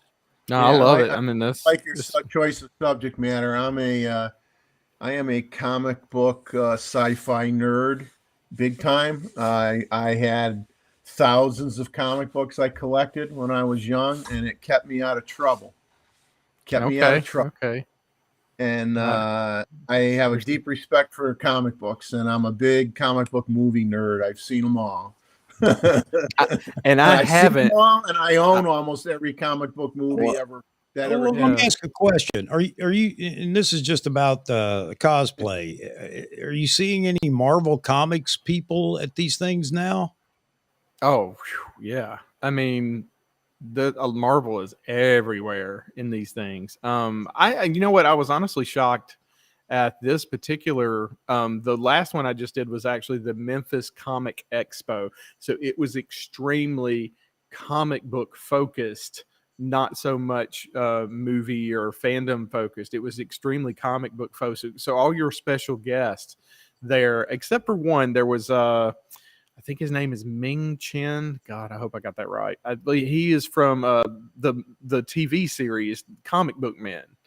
And okay. I think he was the only one that was a special guest that was not very specifically comic book related. And now to another point too, this con had very local artists, a lot of really local artists.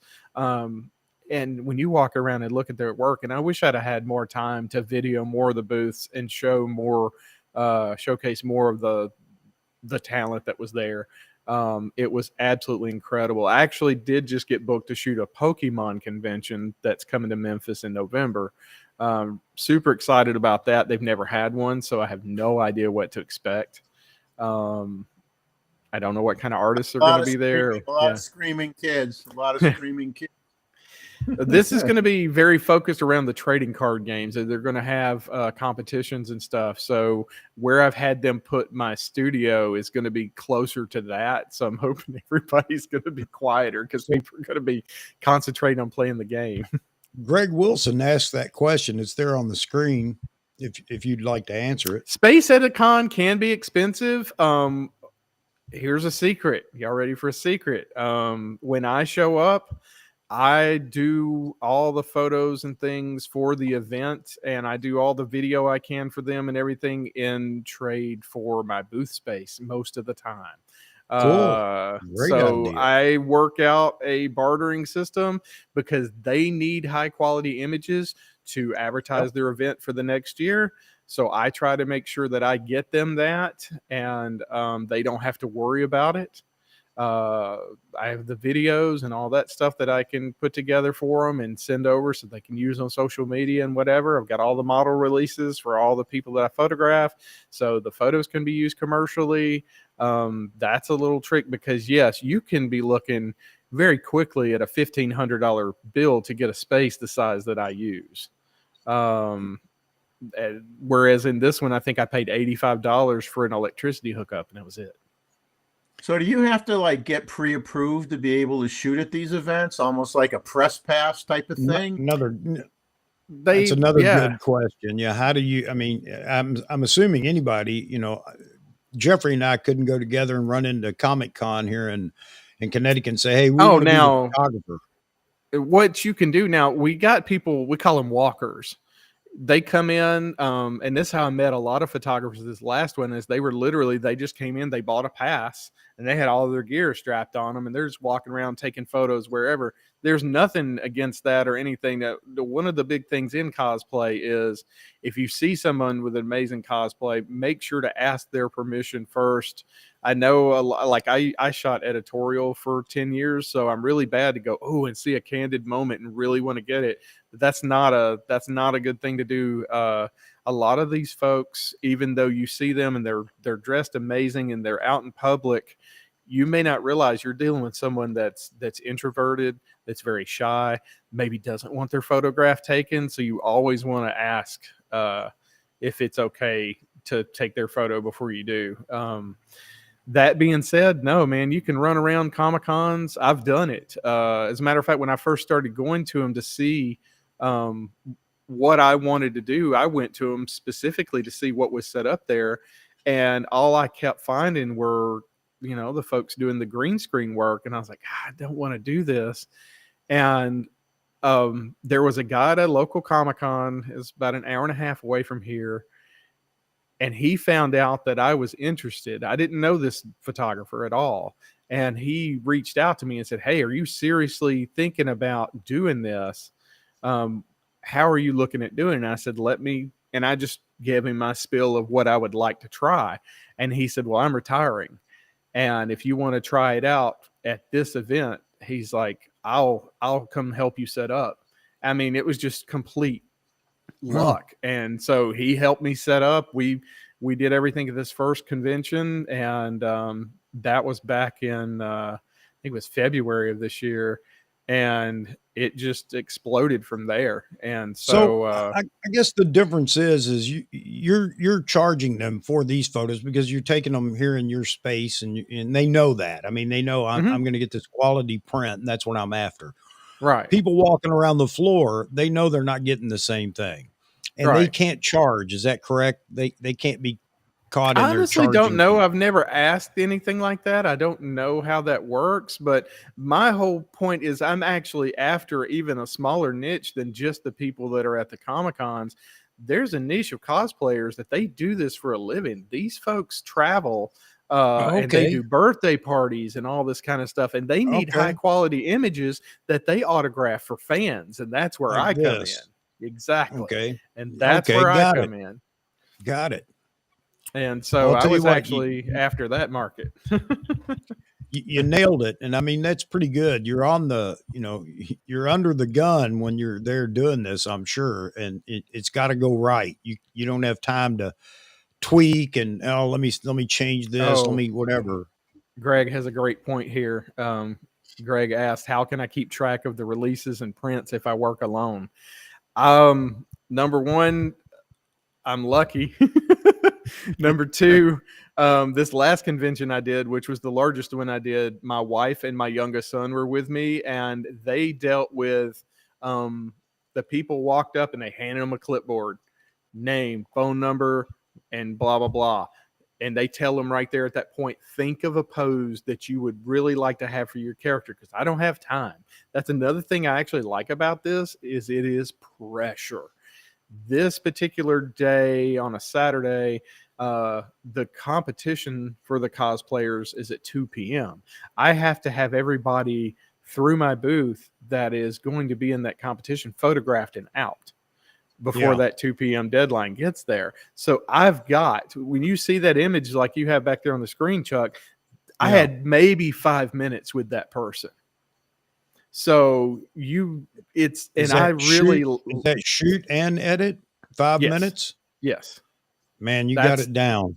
that's compose, get them in the spot, spray the stuff, shoot the shot. I take maybe 3 photographs, turn around, do the edits, which is not a preset, by the way. I You custom don't edit use each shot. Skittles for this? No, You no, don't no use Skit Skittles. I'm on a no carb diet, no Skittles. So, and that pushes me to get better, and that's what I really like about it. Is that pressure to really. I'm no good if I'm sitting around with nothing to do. I'm no good at all. Like sitting here today, I have no deadlines for anything. The worst thing you could ever do is tell me, "Oh, just do it when you have time." I will never do it. All right, man. So, I know you talked about this before. Before I turn you loose to talk about this, it's time for me to run the little boys' room and get me another cup of coffee. So, I almost I'll made let you. some coffee. I almost made Well, coffee for this. there you go, man. And I'll let you guys carry on while I go do that, and you can answer his question or whatever else comes up there. Camera Well, bodies was streaming. I'm streaming on the Z30, which I use for video. But I'll be honest with you, I'm surprised how much I love taking photos on the Z30, which I did not expect because it doesn't have a viewfinder. I actually like the ergonomics and feel of the Z30 because it's so small, but it's got that deep Nikon grip that we all love. Professionally or for work, I'm shooting my Nikon Z6. And the Z6 is the first camera that Nikon's made that's really spoke to me since the D700, and I still have 2 of my 5Z D700s left. I don't trust them for commercial work anymore because they have so many actuations on them, but I know if something happens to my Z6, I can easily go over there and grab a D700 and make it do what I need it to do. So yeah, Greg says he's glad wildlife doesn't require any model release. yeah, I agree with that completely. I would not like to have to go up to some of these Yeah. birds. Hey, can you stick your bill right here through this piece of paper? A lot of people have never heard of a verbal model release, and Tennessee is one of only 5 states that recognizes verbal model release, which in state, and now I've got signed ones, I've got paper ones on hand, but in the state of Tennessee, supposedly, if you go up and say, "Can I take your photograph?" and you say yes, and the photograph is taken, that is a verbal model release that will stand up in court, even under commercial circumstances. I've been told this. I have not researched it, so I don't know if it's true. So don't anybody run out in Tennessee and start. I shoot. Gustavo was asking RAW or JPEG. I shoot RAW, and then I give JPEGs as final edited images to folks, just because most places they're going to go get them printed will recognize a JPEG. If I'm doing a commercial job and I know they need color flexibility or anything like that, I'll give them like a 16-bit TIFF file. But hardly ever have I ever had to give people the raw images. But I shoot in RAW just because I know if I do something horrible, it can be somewhat salvaged. Well, you just have better abilities, especially with white balance. Yeah, You and know, to change the white balance, especially if you're in an environment where you got a lot of different lighting conditions, or right. it's important to be able to change that easily, and you're limited with the range of change you can make when it's a JPEG file. Yeah. And another thing that I heard a photographer talk about this once, and I was like, never thought about that. But the raw image is the raw mathematical data, if I understand this correctly, from the sensor of the camera. And the software that we use to edit those algorithms over time gets better. So I had a concert that I photographed in 2011 for a band in Nashville. They contacted me in 2021 and they were like, "Hey, you wouldn't happen to still have those images, would you, from 10 years ago? And I was like, actually, I do, because I'm a hoarder and I can't delete anything. And not only that, I had the raw files. So I was like, wait, I'm going to try this. I went back to my original hard drive. I pulled those raw files into my computer and I edited them with the newest version of Lightroom. And lo and behold, the colors, the contrast, everything about these images seemed to look better than when I looked at my master JPEGs from 10 years ago. So I'm a huge believer in raw files now, specifically for that purpose alone. That it seems like over the years, as our software that we use gets better at interpreting the mathematical algorithms from the camera sensor, our images are going to look better, and you're not going to get that with JPEG. Well, I've seen a difference from when the Z9 first came out, and I shoot raw, Right. and I use Lightroom, and the difference between, like, I have basically, I had a custom preset that I had set up for when I was shooting with my D850. So when I had the Z9, I had to tweak it a little bit because I like to try to apply that preset to every image that I import. So I'm like 70% there. And then I will actually fiddle with every individual picture a little bit, but I don't want to be spending a lot of time on it. I want to be, 1 minute or less per photo to get it the way I want it to be. But I noticed as time has gone on now, since that camera, has been released and out for a little while, I see that things are changing for the better with how the images look as time goes on, because Lightroom's making changes. And they may or may not be telling you they're making changes, but you're always getting updates, for Photoshop, Lightroom, whatever, and you just say, yeah, go ahead, update the software. But I've seen changes in the quality of the images from when the camera first came out, in which case there might not have been any support right away, really, technically, for that camera, to where we are now, and there's a difference in a favorable way. I agree. It's been very interesting to see that transform.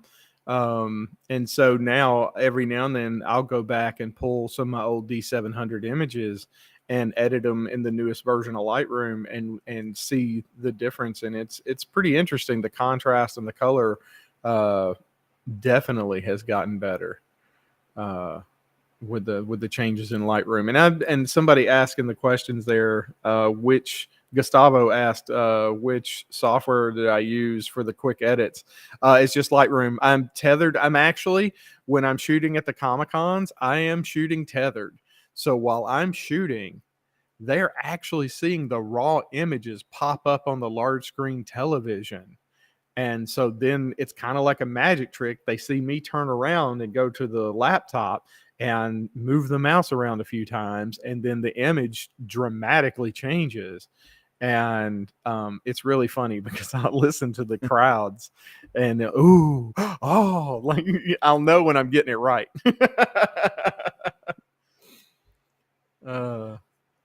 But it's all Lightroom. That's 99.9% of my images never actually see Photoshop unless there's something that I've got to do that Lightroom just can't handle. And I got to tell you, that new ability in Lightroom to take a mask and intersect it with your subject and then invert it to where it flips over to just the background. I've even started doing that to where I can grab the gradient over the image real quick, tell it to intersect with the subject. And when it does it, it outlines the subject really well. I mean, it does a great job. Then I hit the invert button to where it's just the background, and I'll pull that smoke out even more. As a matter of fact, I would imagine that shot that Chuck has pulled up, that was one of the tricks that I used. And shooting black on black, the only way to get that to work is going to be that edge lighting.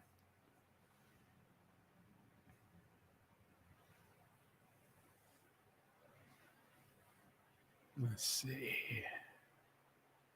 All right. I know there's I a lot didn't. of A color meter. I've never even heard of a color meter.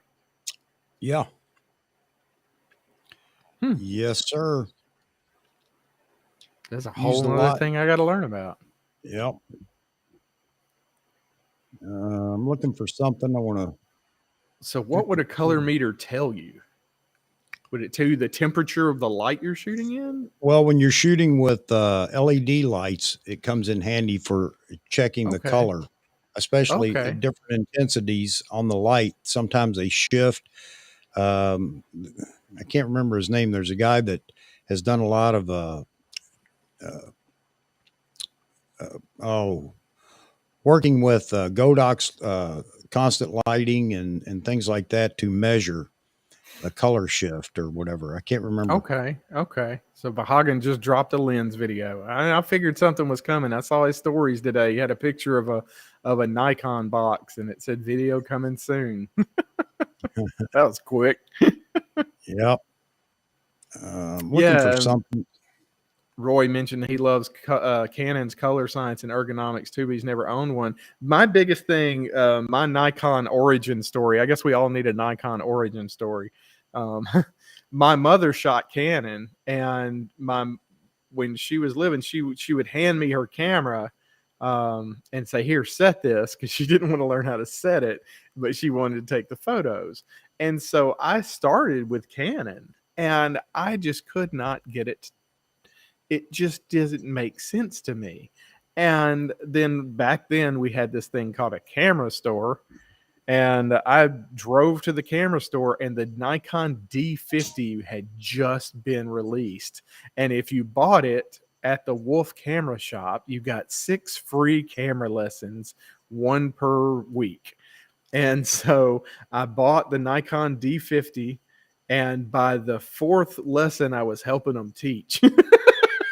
I was Wow. so I was so sold. I was just completely and then I bought the Nikon D200 after a year of shooting on the D50 because I thought I knew what I was doing, and the D200 taught me I knew nothing. Because D50 had a lot of automatic settings on it. The D200 didn't do anything automatic. And yeah, the D200 humbled me, and I was 6 months reading books and trying to figure out why I suddenly went from a $600 camera that could shoot anything to a $2,000 camera that made me feel like I didn't even know what a photo was. And come to find out, it was all user error.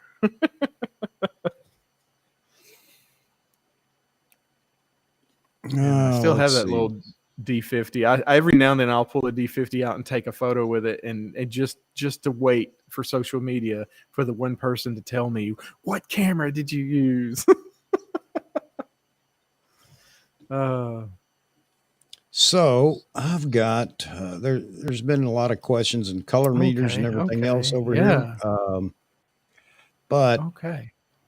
talking about diffusion, and I've got, let me see if I can, I don't know if anybody has tried this yet, Ooh, that looks great. but I bought a roll of it and it is something fun to play with. Let me tell you, it's Savage Translum is what it's called. It comes in 3 weights: light, medium, or it's quarter stop, half stop, I think, and 1 stop diffusion paper. It's on a roll. And as soon as I get around here, I will pull it up and put it on the screen. Diffusion And paper. yes, and hang on, I'll show it to you here in just a second. Let me get, all right. Yeah, it provides beautiful lighting. And let me just let this go for a minute, and you'll see as he goes through a few of these photos. That's a 3 light setup you got there? Well, hang on, and I'll show you. I don't know why it doesn't want to play. That's Mark Wallace. He's demonstrating Okay, it. okay. You can see it in his hand. But let me go back to the beginning here, and of course he'll. So here it is. It's by Savage. It's called Translum. Okay, Translum. Why doesn't it want to play? Well, let's click down here then. And let everybody see. Here it is. There's a roll of it. It comes in one width only, I believe. But you can do so much with this stuff, not just diffusion, but use it as a giant softbox. Okay. And I can't get any. I won't be able to get any audio on this, but That's why I've written it down anyway. So I'm going to look into this because I'm always. I mean, I think everybody in this room can agree this is still one of the greatest things about photography. You're never done learning. no. And let me skip ahead here. So he's showing how he's setting it up. He's got it as just one single sheet. It's hard to see with the white background. Yeah, but you yeah, see I the can. light Yeah. behind it, Okay. shooting through it. So you get this beautiful full length, soft light coming through Yeah. this side like with that the subject. Giant window light we were talking about earlier. Yep. This is a good way to mimic that in the studio. And I've played with this stuff in the studio, and I got to tell you, it's a lot of fun. So you can double it up to get however many stops of Or light diffusion. diffusion. Yeah, right. Okay. Mm-hmm. So you can see him shooting here with the light behind it. Now look at these. Look at that light. You want That's soft insane. light? Is that beautiful or what? Wow. And he does quite a few other things, just showing the versatility of it. Let me move here. Okay. So he's gonna set up kind of a wraparound light where he sets up 3 panels. Dear Santa, I have been good. It's just something Man. if people want to play with it, it's a That lot might- of fun to play with, and you can make that giant softbox. Now he's going to do silhouettes. Oh. Yeah, this would be so fun to play with in the studio for sure. Because if she gets closer and closer, you're going to get the clean lines of her Yep. actually. Yeah. See?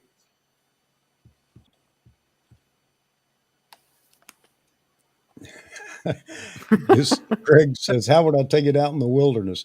So now Yeah. he's set up his own little shooting booth for bottles. Somebody was asking about that Right. earlier, Somebody asked that earlier. Yeah. and you can see Product the big strip photography. on either side. There's some YouTube channels that people need to pay attention to if they like doing product photography. One of the Carl Taylor, Yep. his lighting is Yep. phenomenal. I mean, Carl Taylor takes light to a whole new level. And one of them I personally love is Tin House Studios. He specializes in food photography. Look how And soft these side lights are. wow, that looks so great. And so you Now, is just you that can't big get ball? that. Oh wow. Yeah, Translum, Savage Translum. So yeah, look at this. He's got a light behind you. We're asking about the 3 light catch lights. Yeah. Oh, look at Holy this. cow. And you can just pull it down, roll it back up, and keep it for something else. Yeah, It's and it that doesn't matter if durable. it gets marked up or anything like that, really, because it's just that's incredible. Yeah, wow. It helps to have a beautiful model, of course. I mean, I was about That's yeah. incredible. You talking about the picture or the model?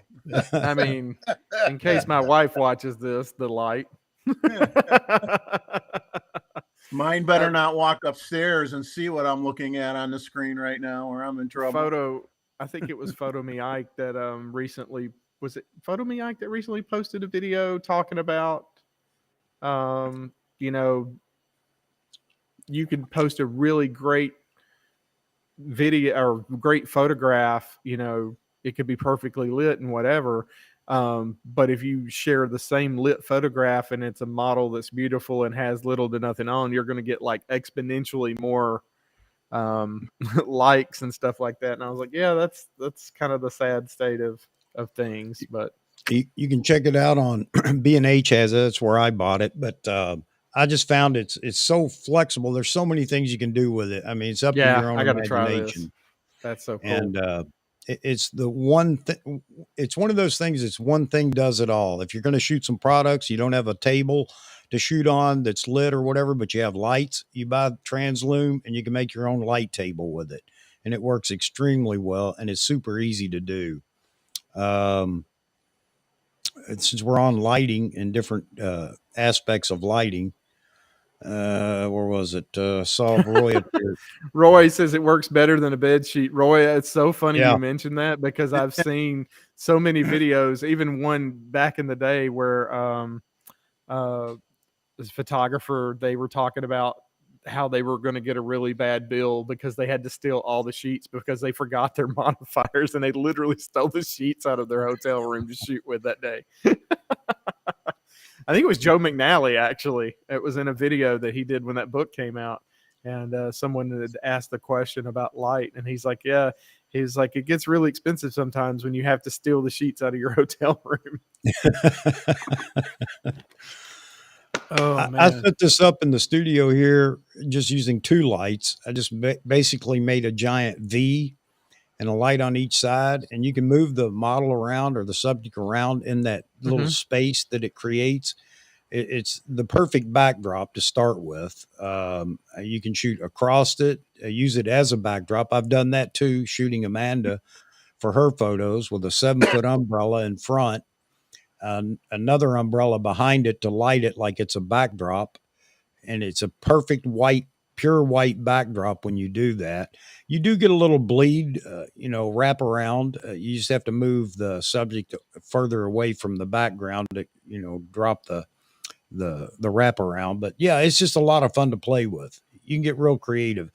I'd like to see what other people would do with it. Yeah, for sure. That's really And neat. you don't have soft boxes. You can just make one with this stuff too. Yeah. Now you're not going to be able to control it quite as well. That's where the inverse square law comes in, and keep the light close to the subject far away from the background, and you can control the light that way too. But just thought I'd throw it up there. I saw something over here in the chat about diffusion, and you can do it with LED lights if you like, or flash. It's another. And I bought I went to a fabric store. This isn't it. This is the cap off of my beauty dish. But I went to a fabric store one day, and they had diffusion material on a roll that was like $1 a yard, and it was so cheap. And so you could buy that stuff and unroll it and strap it over a window or whatever you wanted to. And but I like the idea of the paper because that would be you could cut that. Of course, you could cut the fabric up too, but fabric shops are another good place that you can find things. Yeah, you get nice black fabric is nice for things too. I've been to the fabric store. Yep. So Gustavo asking, how do you hang or support it? I mean, there are many ways to. You saw that he hung it from a stand on, not just a stand, but a crossbar and 2 stands. You can do it that way, or you can just literally wrap it around 2 stands, going from one to the other in a horizontal fashion. Now you're not going to get the length you want that way because you're using the width of it, and I think the width is only 60 inches. Right. But that's what he was doing when he took the photos of her waist up, when he did the 3 light stands, actually 4 light stands, just wrapped it around 4 to make a box or a square somewhat out of the Translum, put lights behind it, and you're in business. Yeah.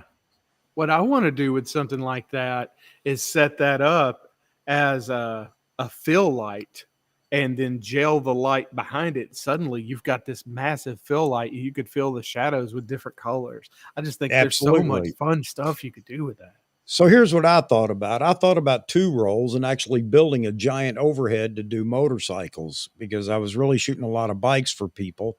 And I thought, man, this is the poor man's way to get that giant overhead, soft box. So I could get a 12 by, 10 by 12 softbox out of it, just by mounting lights above it. And then you don't get those nasty hot spots and everything else. So yeah, so light needs to I think it is the effective light needs to be twice the size of the subject. So like lighting cars and stuff is absolutely Yeah. insane. So what you're talking about for lighting motorcycles would be perfect. And that would give you that massive glowing light all over it. And it would look so good. Yep. Got Yeah, some Greg, you could nail it between a couple of trees. Then you could stand behind it as a silhouette or just put a mannequin behind it. And then when the bear attacks the silhouette that it sees.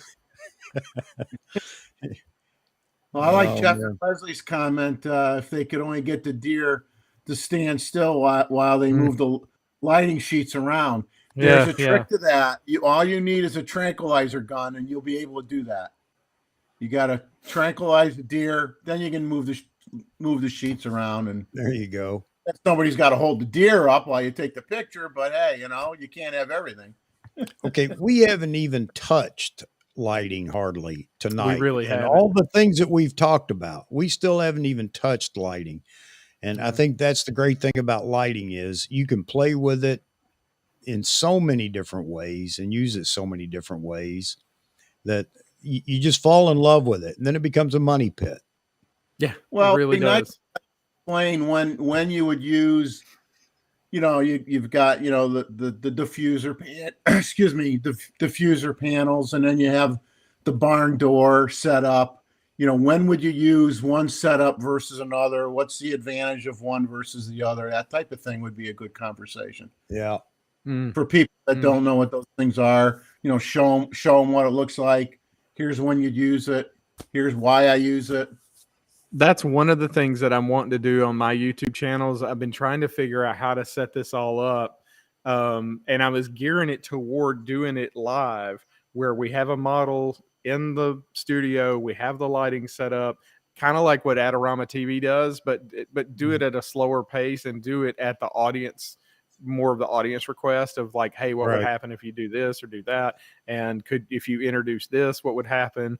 And do sort of not a gear specific, but more of a technique, style live thing.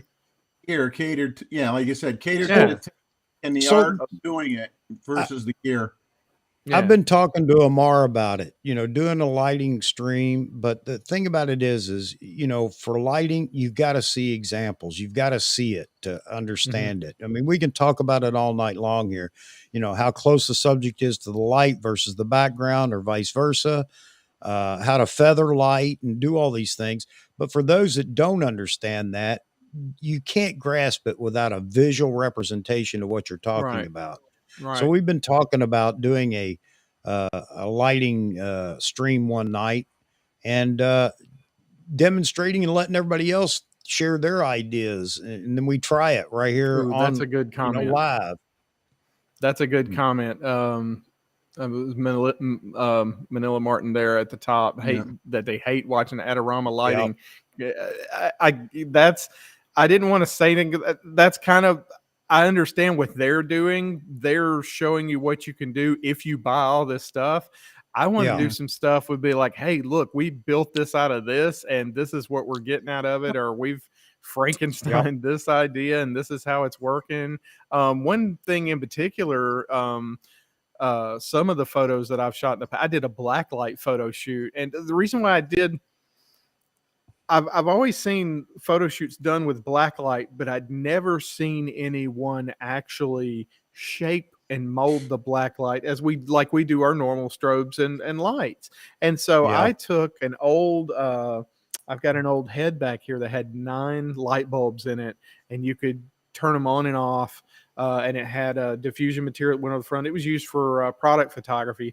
And I never used blacklight in it because they get so hot. But the new LED black lights are very cold. So I put 9 bulbs in it, and we did a full blacklight photo shoot with that. That was so fun. And the photos were way beyond what I thought they would be. And we were able to control and shape and mold and move the blacklight. So I thought doing stuff like that on a stream would be really fun. Well, the ones that are done where someone's representing a camera reseller are going to be, they're not wrong what they're doing. It's good information. also the half the formula there is to try to sell product. Yeah. You know, and there are creative ways where you could get a similar effect for nominal dollars. Yep. Uh, Yep. Yeah, and that's what I wanted to let, not a Nikon or a Canon or a Fuji stream, but a photography stream where it's just like, let's just try to make things happen with whatever we have in front of us, and just and have fun with it. I mean, I think that's one of the things as photographers too. I think we all get really serious about it. I know me personally, I have a problem with this where I get really serious about it and I go, wait a minute, I do this because I love it. And I'm having fun. So I need to just not sweat whatever is going on or coming out or whatever, and just get back to having a blast. I was just looking for the link over here on in B&H. Can't find it right now. I put the link in the description for anybody that wants to check it out. I put the video link. Mark Wallace doing this demonstration with it. So if you want to check it out and check this stuff out, it'll be there for you. But anyway, I just want to comment that Mark Wallace has a lot of lighting tutorials that are on that Creative Live channel that you could that you could buy. And I bought a few of his. I haven't watched them all yet because I don't have a studio. I don't do studio lighting, but I still like to watch videos about photography, even if it's something that I don't do, because it may be something that I might want to do down the road. So I watch them. I enjoy them. I mean, so yeah, and then you gotta be careful. You know, it's kind of like being up at 2 a.m. because you can't sleep, and the knife commercial comes on TV. You know, buy 2 get 4 free. You just got to have it. You know, you never use it, but you got to have them. But so I agree with Manila Martin on the fact that you got to guard yourself against that, getting caught up in the hoopla, because you know they're using these things, whatever it may be, and these are seasoned pros usually, and they're doing a fantastic job. And you think, well, I'll buy that, and then I can do whatever he's doing. No, that's not the case. So you got to be careful with that.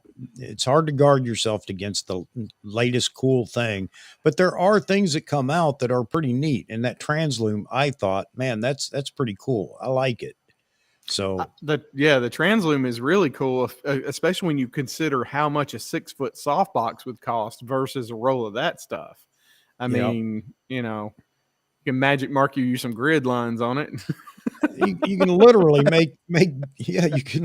make soft boxes out of cardboard boxes for it. I mean, it sounds crazy, but the point is what it is. It's so there's just so many things that you can do with it. But I thought I'd throw it up there. You can use it as a backdrop as well. But steal white sheets from your mom's house, and then she says, "Where did all the white sheets go?" I don't know, Mom. I don't know where they went.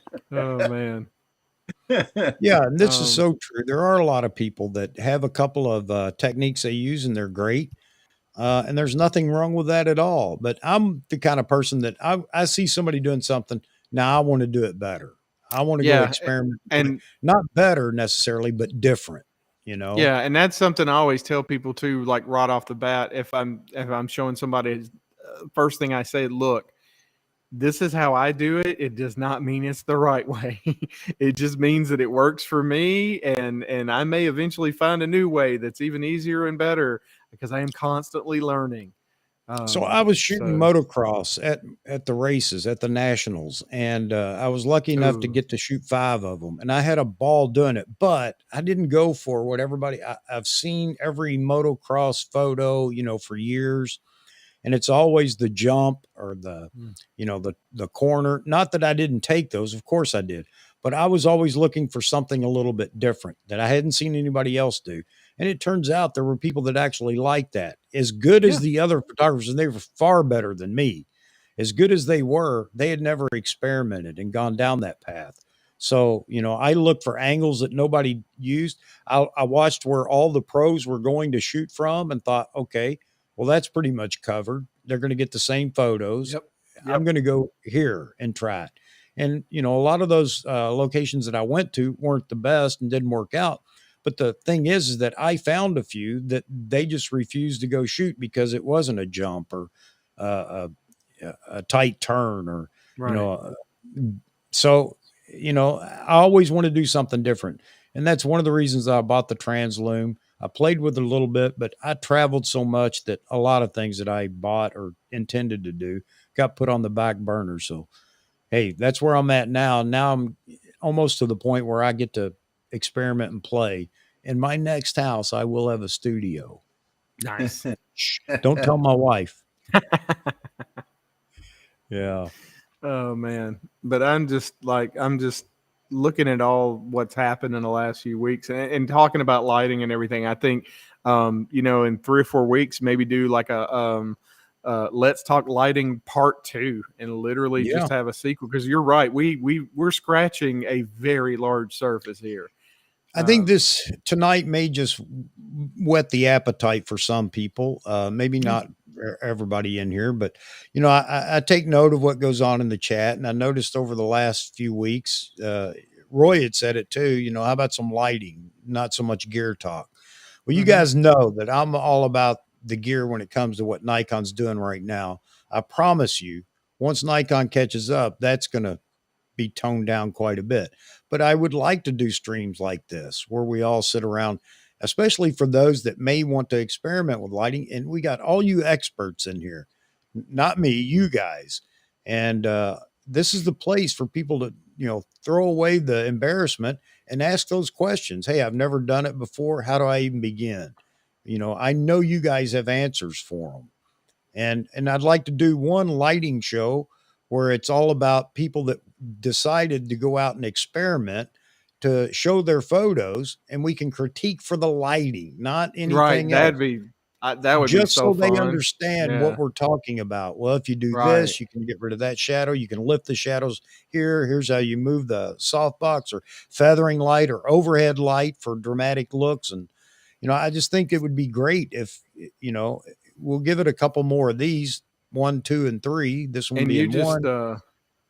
you just made something pop into my head that was in there a minute ago and I lost it. But Sal Sincata, the Mhm. incredible photographer, has a series going on right now on YouTube. I think episode 6 is coming out this weekend. If you have not watched his YouTube series, it's a competition between like 7 photographers. They're down to just 2 left. So I think the final episode is Hmm. this weekend. I have been glued to it. And Yeah. the stuff that you will learn when you watch that, just from how they're using light and everything, is it's really watching that series the last 2 weeks has really jogged my brain Cool. more to figuring out more stuff I want to do with lights and with color and everything. And I think we mentioned earlier watching Jeffrey, you mentioned watching lighting videos and stuff. One of my favorite people to watch is Lindsay Adler. She is a Yep. portrait photographer out of New York. If you haven't Yep. watched Lindsay Adler's, she takes a photograph that she's made and deconstructs it and breaks it down. And those videos are phenomenal. And a lot of these videos are fantastic to watch, you know, and Mhm. I see comments coming in here now. I agree with you, Vic. I like watching them too. All the Yeah, guys I on just, Yeah. Adorama. Watched Uh, a lot of Joe McNally videos in my day yeah, as well. I mean, yeah.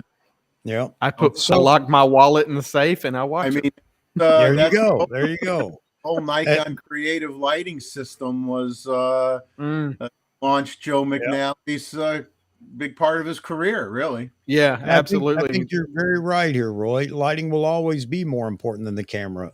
Well, I know you're right because without light, you have no photography. You can't do anything because everything is about the light, even Yeah, natural light or whatever. So yeah. you're right. I think someone Uh, asked too, what was natural light? I think I saw that question. yeah. I think we might have missed it. And That's I a, think that's when a, we say natural light, it's literally the sunlight. well, Or, it's or And literally, it moonlight. could be Could be ambient moonlight. room light too, or moonlight. well, Yeah, no, it's too varied to really pin it down, but it's yeah. anything other than what you set up and you Okay. use. If you're using lighting, meaning you're positioning it, you bring lights or use lights that are available and position them, I say that's not necessarily natural Right. lighting. Yeah. I'm not yeah. going to limit it to the sun or the moon or whatever. It's basically, any light you don't control is natural lighting. You don't That's modify. cool.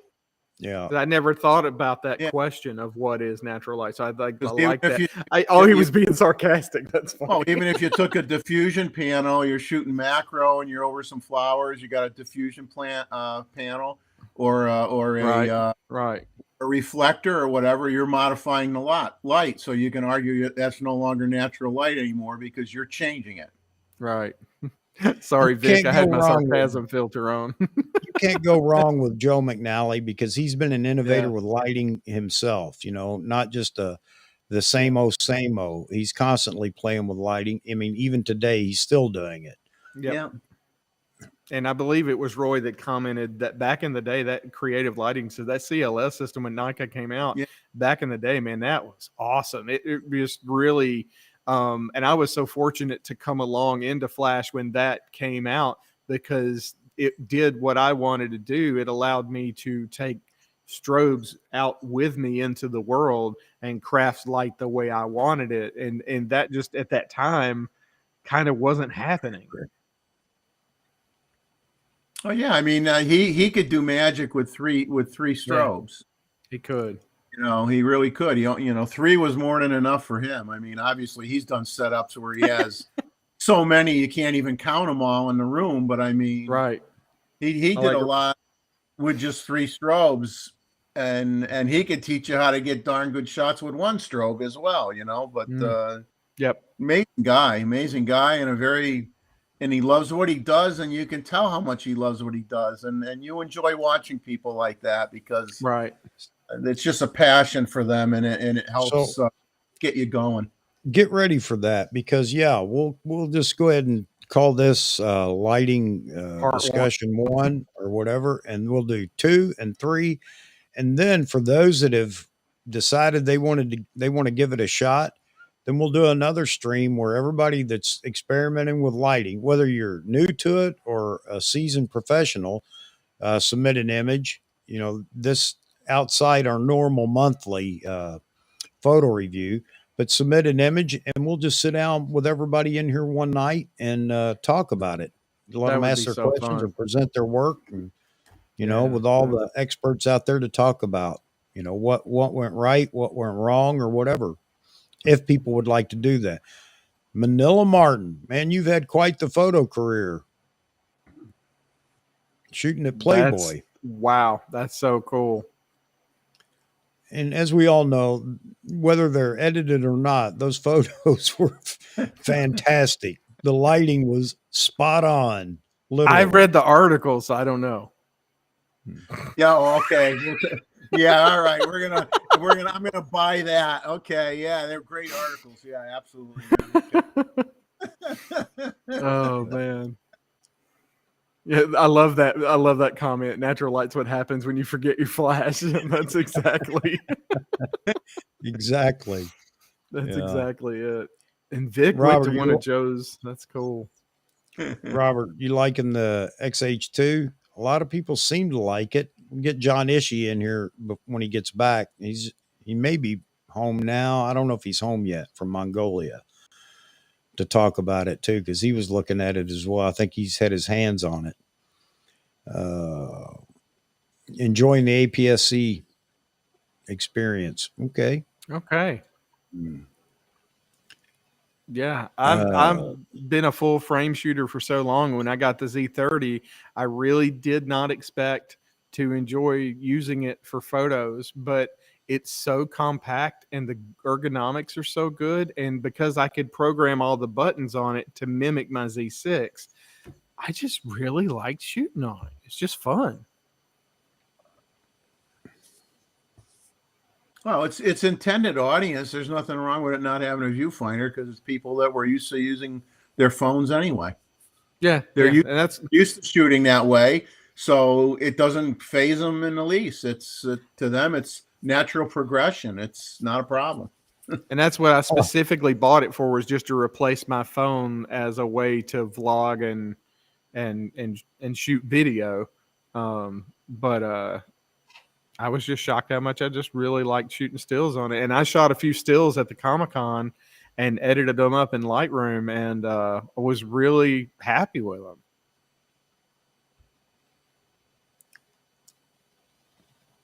Hey, thanks, Michael, but don't thank me. Thank everybody in the audience and in the panel. I mean, this is a community, and they're all the larger part of this. I'm just a guy that carries the keys around, and on Saturday night, I open the door. Well, you're the guy that has like the chain that he pulls that has 500 keys on it, and you open up all the doors. Yeah. You know, Roy, that's so true. With the batteries, I love the new strobes with batteries. I think that's the best thing they've done with strobe lights. Yep. And I haven't used my speed lights much anymore either, or not near as much. But yeah, I think that's one of the biggest innovations in speed lights is the batteries. Yeah, I think that I mean, because I'm sold now, I will be getting the 8200s. But I mean, that's where, it was great to have 4 AA batteries. You knew you were going to have a speed light, but at the same time, the recycle time is so bad. I'm really excited to see strobes with the battery packs built inside of them, so we don't have to carry our Vagabond pack and all that craziness with Or us, and not just wires and Yeah, yeah, or yeah. the speed lights with the lithium batteries in them are fantastic. Oh I'm yeah, not talking not permanent, the ones you can actually replace because with my right. just like the 8200, I bought an extra battery for it. Never ever when using it had to go to the second battery, but I had it there for peace of mind. Yep. Nobody tripping over cords, especially me, Yep. with these battery strobes and everything. And in a small studio, let me tell you, that is huge. Yep. Not having to step over cords or reroute cords or whatever. So I'm excited to change over to where I don't have to worry about cords when I'm traveling, but also the complete wirelessness of those lights just gives me so much more flexibility in being able to move them. Yeah. You know what? That's a good point too, Roy. You're right. And there's nothing wrong with umbrellas. I think a lot of people think because you I can love buy them them. for like $10 or whatever, you can buy cheap ones, you can buy expensive umbrellas. But Yep. the point is that they work and they work well. And there are ways to use umbrellas as creatively as soft boxes. So you're right, Roy. Yeah, I have a they really. actually Let me see if I've got this photo. they sell some inexpensive umbrella lighting kits even at Best Buy that don't cost a lot of money. Yeah. That are multiple umbrellas and a few other accessories and less than $200. So Greg Wilson. You got to laugh at that. Well, people really should stop lying so much because, we live in a world where, once in a while we got to tell the truth. You can't lie all the time, right? I thought I had that. I have this one photograph I did of Boba Fett that looks like he's in a spaceport. But truth be known, we were in the middle of the woods and I had a 7-foot silver umbrella popped open behind him. That made it look like we were in some sort of outer spaceport. Then it was thrown out of focus behind him. And it's so funny. No one ever guesses what's actually behind him when I show them that photograph. And we were at a park. Yeah, just like that one right there. Shoot through or bounce, reflect, it's just, there's just a lot of things you can do. And I'll tell you what, if you want something that's easy to control and do an extremely great job, it's not going to be something extremely different, but buy one of those 7-foot umbrellas and a strobe. Just put it right behind you and put the subject against the background, and you'll be amazed at how easy that is to take great photos with Absolutely.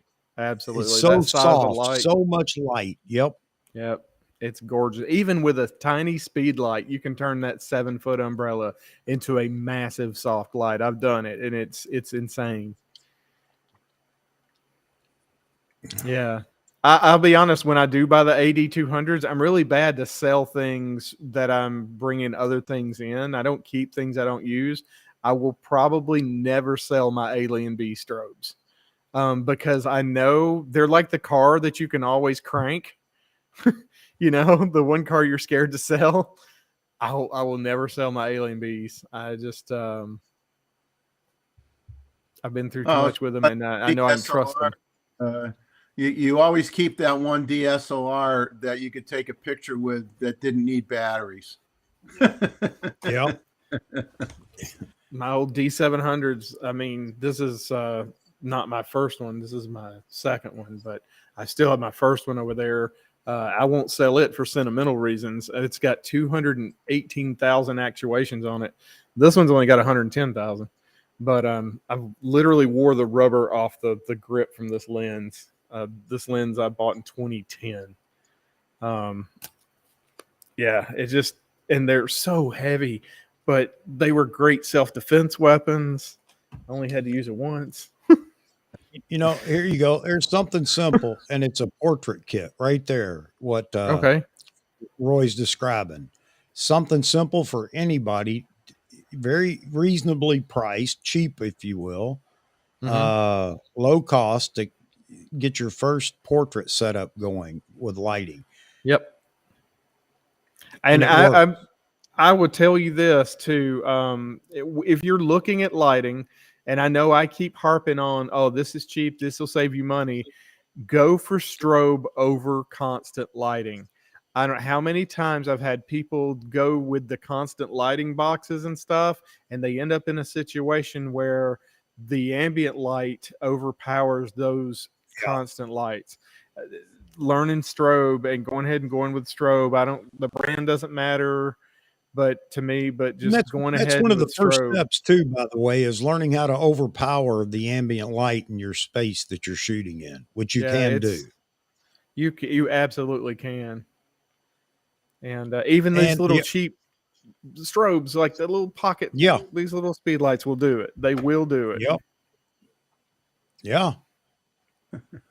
And there you go, Roy, talking about back in the day. Everybody's cracking their knuckles now. Get ready. Inverters. Yes. I mean, the batteries weighed like a brick. Yep. Oh, interesting. Okay. Well, I remember when I was a kid, you would have once in a while, like, and you had the J.C. Penney's had a studio where they would do child photography or whatever. Yep. But every once in a while, you'd have some department stores that for like, maybe around the holidays or whatever, they would have a professional come in and just set up. And I remember umbrellas being everywhere and strobes and people would bring their kids in there and get photographs taken of the family and the kids and whatnot. But it was not a permanent thing, like I said, like a J.C. Penney studio or but it was a very common thing, and everything was umbrellas back then. You didn't have anything but the umbrellas. That's all you had. I remember the first lighting kit my mom had that I played around with. I cannot remember the brand of the lights, but all it were these 3 lights and this really large case that was basically the power supply for those 3 lights. And of course, each light had an umbrella on it. And that was it. You didn't have any other type of diffusion or anything, any boxes, or it was just umbrellas. And they were all shoot-through umbrellas.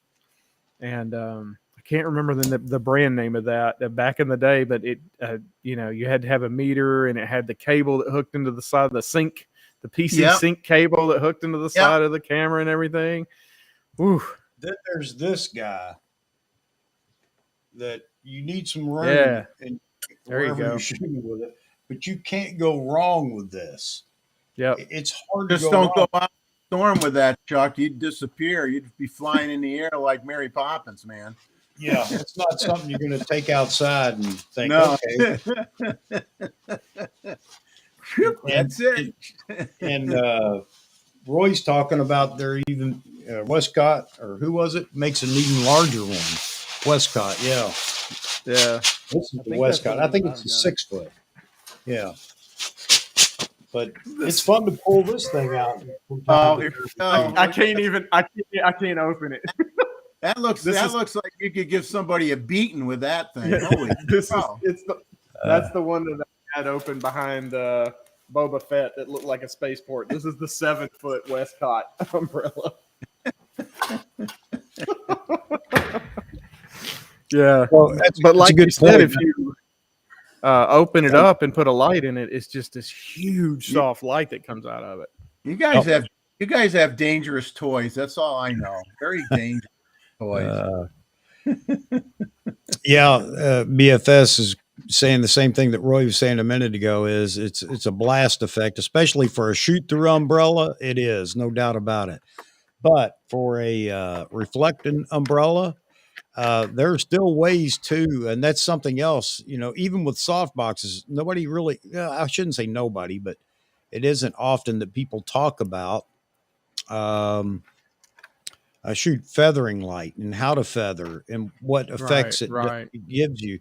But I think a lot of people make that mistake that thinking they always have to have the center of the light at pointing at the subject's face, and not that you can't do that, but there's so many other ways to maneuver the light and aim the light for different effects, and to light soft, get a softer light, no hot spots. And I'll tell you where I lack significantly is trying to shoot with a daggone beauty dish.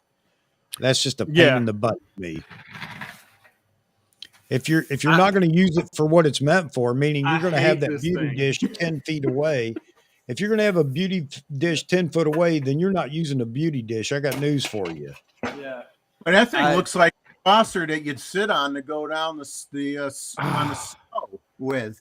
Put your kid on that, push him down the slope. No, it would work better for that. Honestly, I just me and it are not friends unless my model has absolutely perfect skin and uses MAC makeup, and I know I can break that thing out.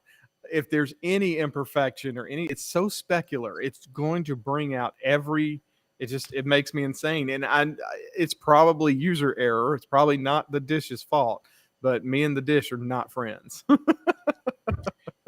Roy, you're absolutely right. I used the big umbrella with the white interior as a backdrop a couple of times. It works well. I use the silver one as a backdrop for outer space stuff. I'm sure it's on my Facebook where I've shot several. I had 4 Star Wars characters, and we were in a park in the woods, and I was like, oh wait, I brought this gigantic umbrella with the thoughts, and we put it on a light stand and put it behind them and used it as a backdrop. So here you go, and I'll start a big argument, and maybe not here, but if anybody rewatches. Okay, here we go. If you don't have a beauty dish on top of the model, I don't mean literally over her head, but I mean close, then you're not using a beauty dish anymore. You're just using a wide reflector is all you're using that doesn't work extremely well. Yep. Yeah. Yep. Yeah. No, it's almost in frame. Yeah, it's almost in frame when you're shooting with it. It's right there. Which is another thing. How many of you have your box where it's just barely out of frame and it's that close to the model? That's another little tip. To be fair, though, this one was not designed to be used with alien bees. I took all of its apparatus off the back, and the alien bee opens up inside of this and holds it on perfectly. As you can see, it's dented. I've used it so much, and I've got the grid on it right now. There you go. Well, that's what makes it, man. You see Daniel Norton all the time talking about that beat up beauty dish that they've got. Mine's beat all to pieces. You should just try an old fashioned garbage can lid. That might work too. You know what? You know what I mean? It doesn't look that much different than that. It's not. Actually, it would probably be a better garbage lid. Me and it are right, not Albert. friends. You're right there, Albert. That's true. Hey, I haven't said this yet tonight. My wife is probably, she'll miss it now because I'm sure she just checked in and watched for a few minutes. But if you guys enjoy this and you want to be part of this community, then consider subscribing. For anybody that may be in here that's never been in before and you're watching us clowns have a good time, well, that's what it's all about. And there's so many experts out here in the community that can answer questions and speak to things. If you'd like to be a part of that, then consider subscribing. We'd love to have you in here. And for those that are in and have been in and out, no, by the way, I'll probably see 100 people come through this channel tonight. The analytics only calculate the most people at any given time. And well, there went Jeffrey again. He's back. But anyway, we probably have 100 or more people that cruise through this. And I've had people tell me that live streams go too long. Well, you guys never complain about that, but there's usually somebody that's going to complain they go too long. But just understand, it's an opportunity for more and more people to catch the stream, come in late or come in the middle or come in at the beginning and have to go. So I just wish, and you guys can help us out too, as far as the community goes. Pass the word and see if you can get others that may just come by and see if they enjoy watching, or being a part of the community, someplace to go on Saturday night or Wednesday afternoon to talk photography where you usually can't do that or you have nobody to talk to. That's again what this channel is all about. And to learn something, not from me. I'm just a gatekeeper, as I've said before, but there are plenty of experts in here that can answer your questions. And for those that are in here, I guess that's where I was going with this. Please consider dropping a like. It motivates me. It just keeps motivating me to keep doing this. And so far, I've been having a blast, and I love all the subscribers and everybody in here. So anyway, guys, I had to throw my my little plea for subscriptions and likes, or Mama will get all over me. She'll be all over me tonight when I call her after this. Why didn't you ask people for likes and subscriptions? She's trying to take care of me. I'm just having too much fun and I forget to do it. So there you go. All right. Michael got him a good deal on a D700. Got a D700 for $225, man. That's a Vahagan level deal.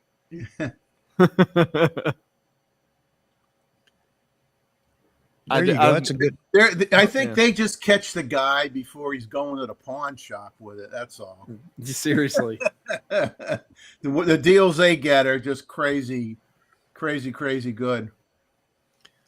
That's a real good point too, Roy, to talk about, what's just, you're wasting your money. I mean, there's some things out there that are good products, but yeah, they're so limited in use and you're probably never going to use it for its intended purpose. But you saw one time how a guy took these wonderful photos and had perfect light on fingernails. Yeah. And that new tiny softbox thing or whatever. And you got to get one, and you're never going to take a picture of fingernails. I think the key to anything in photography, gear related, is finding what works for what you're doing. And I think that's why I'm so a stickler for not, when I buy something, I use it till it's like, I tell people all the time are like, when you have something you decide you want to get rid of, let me know. You do not want my used equipment, because if I have used it, it's not worth anything by the time you're done with it. Right. I have drove it till the wheels fell off. Okay. It is used up. But at the same time, though, if you see something on eBay with my name on it, I'm selling it, there's a reason. It didn't either work for me or do what it was supposed to do, or I was unhappy with it. Or it says, please read description, buy for parts. or the collectible item, not meant for. But I think the key is to figure out, like what I've been doing with these 3 Alien B lights. It's worked so well.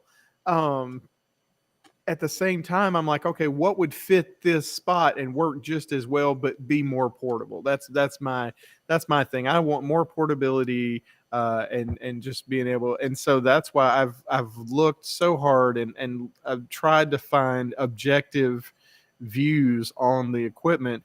And like the guy that was doing the pro photo demo, he was trying to sell the pro photos. I completely understood that. I knew what I signed up for.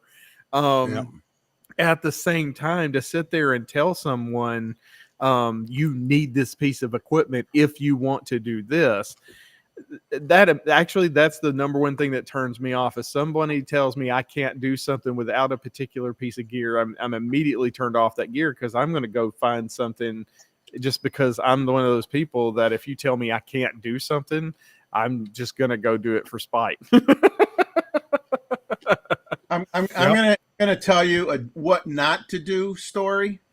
I was fooling around. I had gotten this old Raleigh. Oh, cool. Yeah, I think that thing is extremely cool. It obviously interferes with Wi-Fi.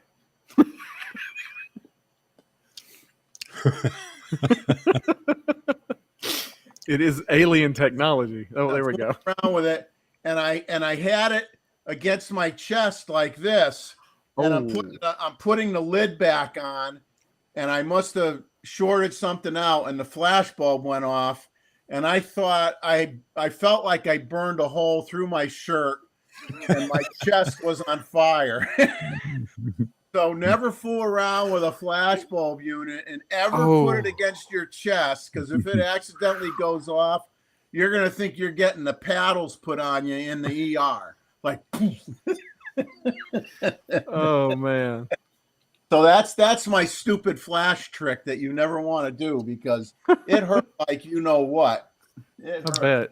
It hurts Robert. bad enough to get us demonetized.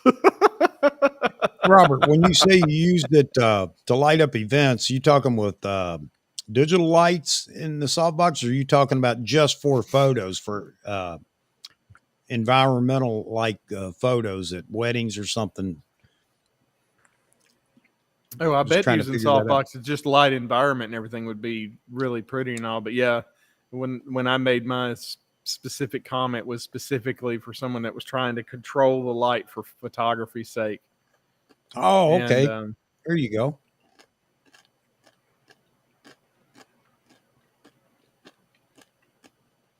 oh, I love dragging the shutter. You're talking my language, Robert. I love dragging the shutter. That's a whole, we could do a whole episode on dragging the shutter. That's why Oh. lighting, you can't cover it all in This was one a talk. magazine cover that I shot recently, and it's drag shutter, but it's also, this was a composite. This is 100 images composited in Lightroom to get the star trails around and I got permission to be in the national park to shoot that here locally. That was, man, yeah, when you start dragging shutter, you can have a lot of fun.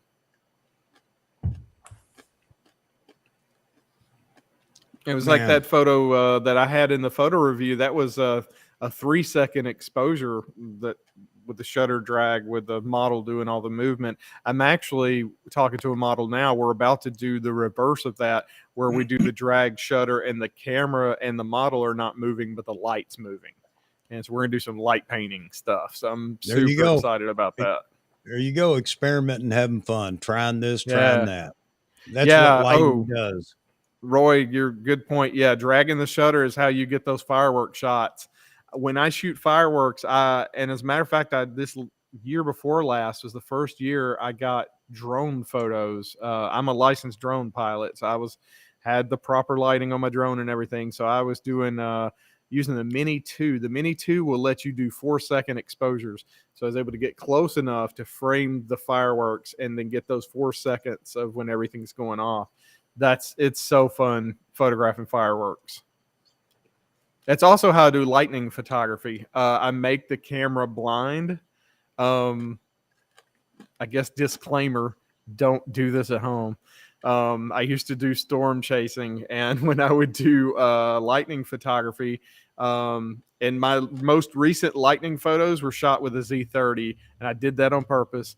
And somebody, they fell for it. And the first question I got asked was, "This is amazing. What camera did you use?" And I was like, the cheapest Nikon camera you can buy right now. But I make the camera blind, which is I drop the ISO as low as I can. And I guess on the f-stop is what I use to gauge the brightness. And the f-stop varies on the brightness of the lightning. And then I'll lock the shutter open for, say, 10 seconds. So the shutter's being exposed for 10 seconds, lightning hits, shutter closes. I got it. And then manual focus, and use the focus peaking to lock focus on the furthest away from you can. But that's my lightning photography recipe that makes lightning. It honestly makes lightning photography boring because you just sit there and you can take a shutter release and lock your shutter, and it'll just take a photo every 10 seconds, and you just wait till you get the strike. Yep. My friend has ABS BFS I have, but it was in a 50 caliber Hawkins. Yeah, mine was in like an 1892 Navy pistol. friend has something that's like a lightning trigger that he puts on his camera that senses the Yep. lightning and fires it. And costs $400. There's an infrared burst that happens just before lightning hits. That detector picks up through a little infrared eye, sort of like your old slave. It uses that old technology to trigger the camera. The problem is if your shutter's too fast or that trigger. I had a friend of mine buy one of those, and she missed so many shots that I got because she had to go back and adjust her settings and everything. Whereas once I dialed in my f-stop and got the proper exposure on the lightning, I could then go, I'm going to do a 30-second exposure just to see how many strikes I could get in one shot. Okay, so that said, I had somebody, I was going to shoot fireworks here locally at a big car show. And he asked me how I was going to do it. And I said, well, I was going to set the camera up, check the exposure so that I know that I'm getting what I want. And I don't care to get the streamer going up in the sky. I just want to, catch the burst or whatever. He said, well, that's good. He said, you ever try this? Open the shutter, put a piece of black film or black paper in front of the lens because it's, dark out anyway. Right. And every time a firework goes off, just lift it for a second, put it back in front. And you can get those multi-burst shots in one frame. So I tried it. Now, I'm not going to say I was as successful as he was, but it was an interesting concept, especially when the fireworks are going up one after another. So rather than, trying to composite them all, I tried his technique and it works. It might take a little practice, but a 30-second exposure and just lifting the card every time the burst went off, waiting for the next one to burst and lifting it. And it actually makes for a better image rather than trying to composite all those fireworks together in one frame. Pretty cool. I don't know if anybody's tried it. What Robert said there, that's a good point, Robert, about the rear curtain sync means the flash is going off at the end of the exposure. There are so many fun. Honestly, most of the time, all my cameras, I leave them in rear curtain sync just so I don't forget to turn it back on. I love rear curtain sync because that lets you expose something ambient and then hit that flash at the very end. There's so many fun things you can do with that. Oh, wait a minute. Hey, Roy. All right, buddy. Thanks a lot for jumping in here tonight. I always enjoy you being in here. Yeah. Have a good one, Roy. Get some really good stuff tonight. Remember, happy wife, happy life. Absolutely. Mm-hmm. Yeah, and that's not just tonight. Every night, this community every night shows up and shows out. Everybody has such good comments, great information. I never come away from one of these streams not learning something, and I love that.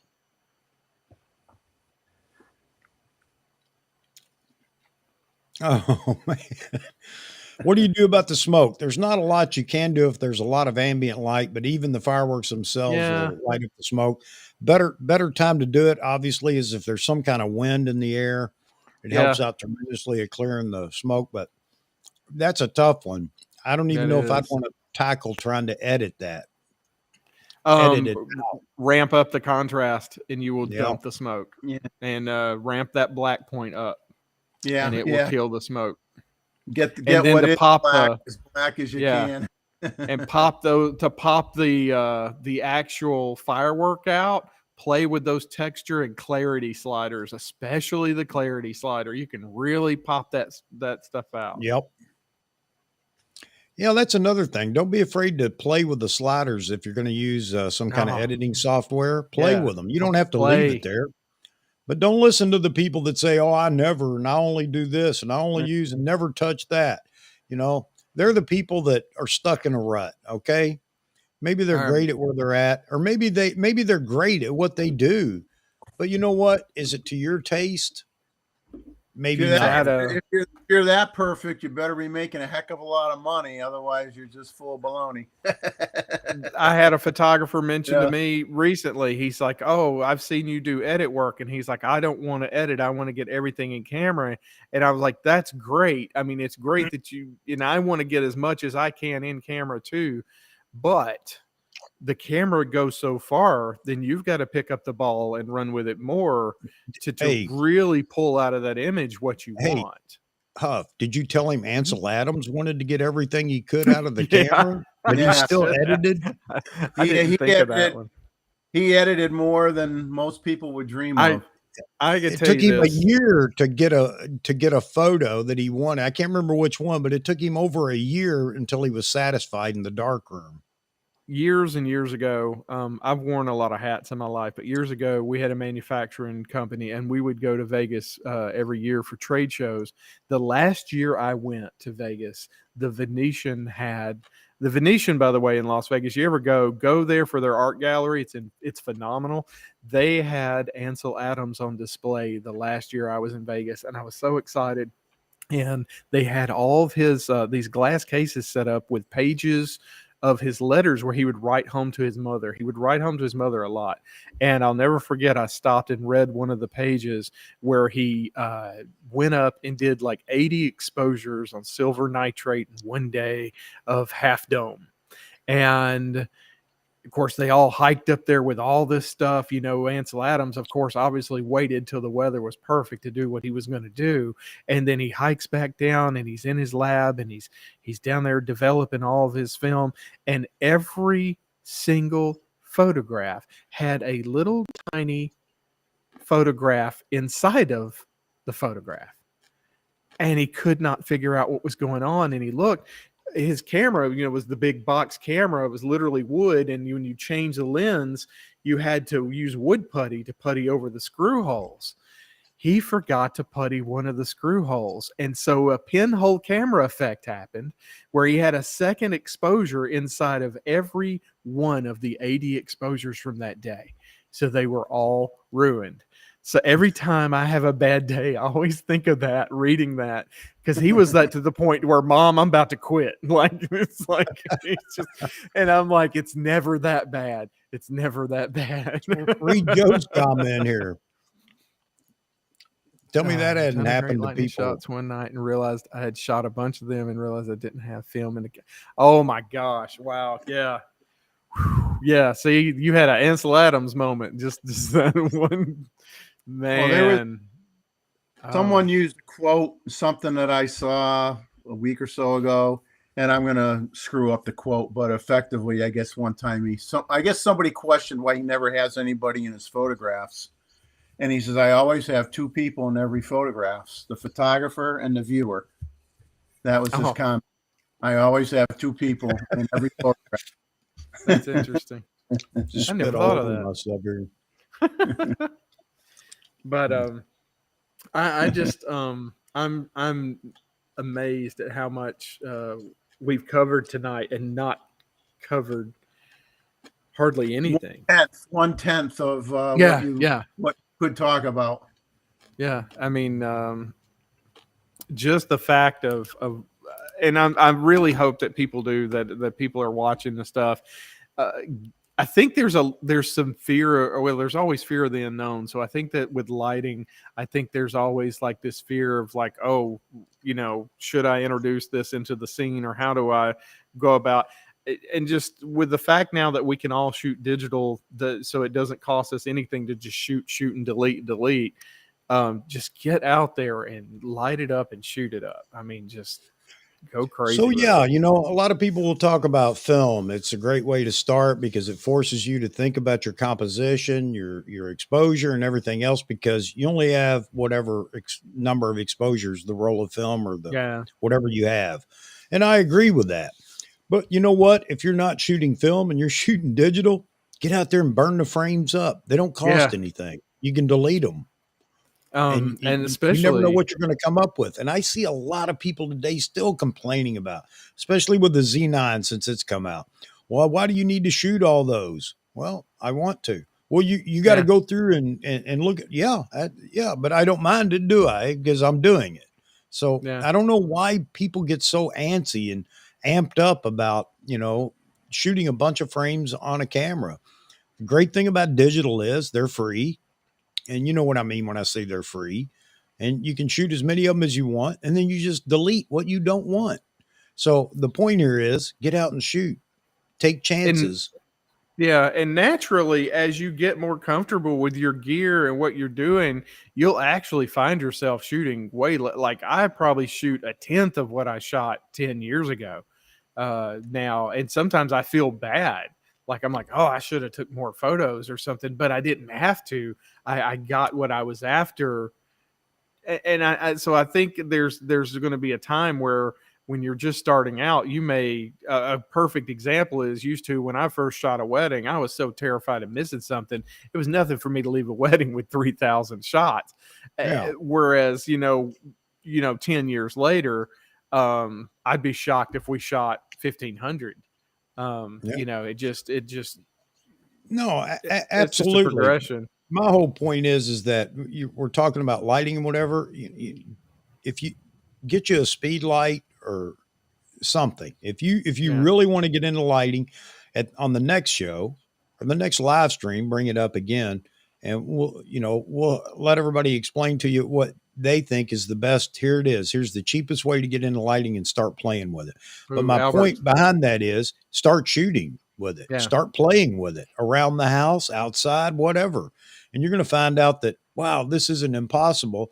And you're also going to find out that you're going to have some images that were completely different than anything you've shot before if you've never shot with lighting. Yeah. And all of a sudden you're hooked. It's like, now how can I do this better? Or how can I add this to that subject or whatever? It's just go try. I equate it to fishing. All right. If you're out there fishing for 2 hours and nothing's happened, you're about ready to pack it up. You just got a bite. What happens? You're going to stay out there. 2 That's hours. right. So when you're shooting with flash and everything's going wrong, one image is going to come through that works and blows your mind. And that one image is the bite you need. So, and Yeah. you'll just keep shooting and you'll know when it happens because Or it'll golfers. just hit you. Yeah. Like golf, you yeah. cuss and complain and throw your clubs all the way around the course. And on the 18th, you sink a 40-foot putt. Guess what? I'm coming back tomorrow. Yeah. Oh, I was so. Did you see that, guys? Did you see that? Forget about all the 12s I got on all the other holes. I got that one burn. I'm good. I'm gonna get better. You never do. You keep going. Greg, you're right. I don't need to shoot 1,000 pictures. I want to. And just like golf, with the photography, we can always blame our gear. Yeah, there you go. Yeah. Yeah. If I only had a stronger speed light, if I only had a bigger strobe, if I only had a better modifier, if I only had a faster camera, that's okay. Man. That's all right. Mm-hmm. Oh, Man. but there are a lot of people that are complaining about it right now. I just saw the Vahography thing, so I know what he bought. I don't even have to look at the video because he just bought that. What is it? 58? 58 millimeter. The knocked lens. Yes. 0.95 knocked. I gotta believe it. Can't believe he bought that. The title is, Did I Just Buy the Best Nikon Lens Ever Made? Yeah. No, you bought the most expensive, one of the most expensive Nikon lenses for that size. You know what? A while back when he was talking about, hey, is that interesting shit or whatever? I said, man, you know what? Life's too short to worry about what people are going to say. If I want it, I'm getting it. I don't care. If I want it and I can afford it, I'm buying it. That's it, period. And if it's only because I want to say I got one, that's okay. It's my business. He'll use it, and then if he doesn't like it, he'll sell it. That's all. Not a big deal. Little bit of a gear talk for me personally. I will never shoot a Z9 because I see how big they are. They've got to weigh a ton. and I'm always looking for lighter stuff. So I'm super excited for the thought of, when the D700 came out, it was pretty much like a D3 in a smaller body. Excuse me. That's what I'm excited about, is to see the Z9 mechanics and technology come out in a smaller body. That's what I'm hoping for. We've been saying that, and you know what? Now to jump to gear for just a minute, I've seen a lot of stuff. It's funny, a lot of things that we've talked about over the last 8-9 months Mm-hmm. are now all of a sudden other people are kind of rolling around and agreeing with. Isn't that funny? Too many people listen to their favorite person, and whatever their favorite person says, it could be a Nikon rumors, it could be another photographer or whatever, and they just parrot what they say. They're afraid to buck the system. You know what? Think on your own. Use common sense, and if that's what you really think, then so be it. But all of a sudden, people are talking about what's coming out next. Oh, there weren't going to be any more cameras this year. It'd be ludicrous for Nikon to try to attempt to put out another camera body. It's going to steal sales from the. It's uh-oh. Uh-oh. My wife just sent me something that's very interesting. Hang on, guys. Now I got to That's a go good see. comment, Joe. Joe's got a good comment there about the sliders. Guys, I slide those sliders all the way left, all the way right. I move those things all over the place. I am not shy to move those sliders. No, okay. I thought it was something new. She's listening right now. That's why she pulled up Z9 pictures leaked. This is back, what, September last year? Yeah, I Mhm. believe so. When we saw the photos. But anyway, my point is that you're talking about the Z8. I agree. I think Nikon must. I don't think they should. I think they must. And I think they're wrong if they don't. And I'm going to stick with that. If they don't announce a camera body here this month. That being said, I will the Z6 that I shoot now. I got this one used off of eBay. Got a really good deal on it. Since the D700, no camera has spoke to me. Vahagan has interviewed Will a few times from that monochrome memoirs, and everything he says resonates with me. The Z6 just does such a great job in low light and everything that it does. It's one of those cameras that when I hit it, it was like the D700, 10 years ago. I was like, or however many, I bought this one in August 2009.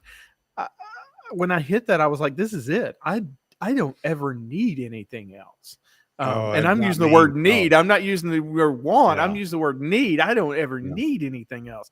And I've had billboards printed from this D700 because one of the things you don't realize is billboards are printed at 72 DPI because they're so far away from the viewer, they can get away with that huge dot matrix. So you can't see the grain when you're on the highway. Right. You get out and walk up to them. It's like, whoa. That was the old argument when the D800 was announced. Everybody's saying, well, I don't need, 36 megapixels. And nobody needs it. We want it. And I tell you, I shot the D810 was my main body until the Z6 came along. And I sold my D810, sold it and got rid of it because as good as it was, it still did not speak to me like the D700 did. I only got it because of the fact that I felt like I needed to upgrade because it had tripled the resolution. Let me ask you something. We're on that for a minute. So let me ask you this and let the chat jump in too. I think a lot of times, and I'm not saying you do, I'm just saying a lot of times, a lot of us get caught up in the nostalgic feeling of the camera that we used. And I shot a D700 too. I bought one brand new. Yep. And I will tell you that it was a very good camera for its time. First time. Okay. And I think that's the problem is people can't throw that last little bit in there. To them, it was the end all. You never need to make another camera. It's the greatest it's ever been. That's the Henry Ford approach. When people need something new, I'll give it to them. It is because what happens is printing resolutions got better. And I started noticing when I would print my work that I wasn't getting the same look that I did when I printed my work 5 years before. So I'm like, okay, Yep. something's going on. I've got to catch up with resolution because the printers have gotten better. They're not as forgiving as they once were. And that's where the D810 came along. But even as great as the D810 was, it's for some reason, it just didn't mesh with me the way the D700 was.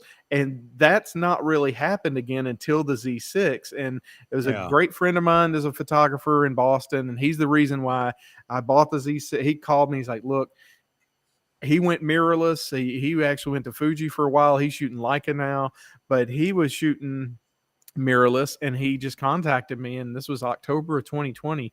He said, look, I know you've kind of took a break from photography and walked away from everything and stuff. He's like, but I gotta tell you, man, he's like, I need you to go buy a Nikon Z6 and tell me you don't completely rediscover photography. And I'm like, what? You're crazy.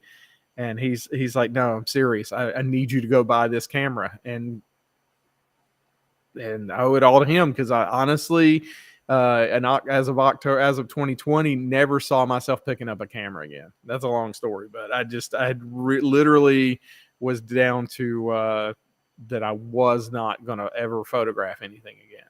And so when he made that phone call and literally, he basically picked my gear out, and he was like, you need this and it'll work with what you've got. And if buy it somewhere, they'll give you your money back, which I couldn't do because I'm cheap and I had to go to eBay.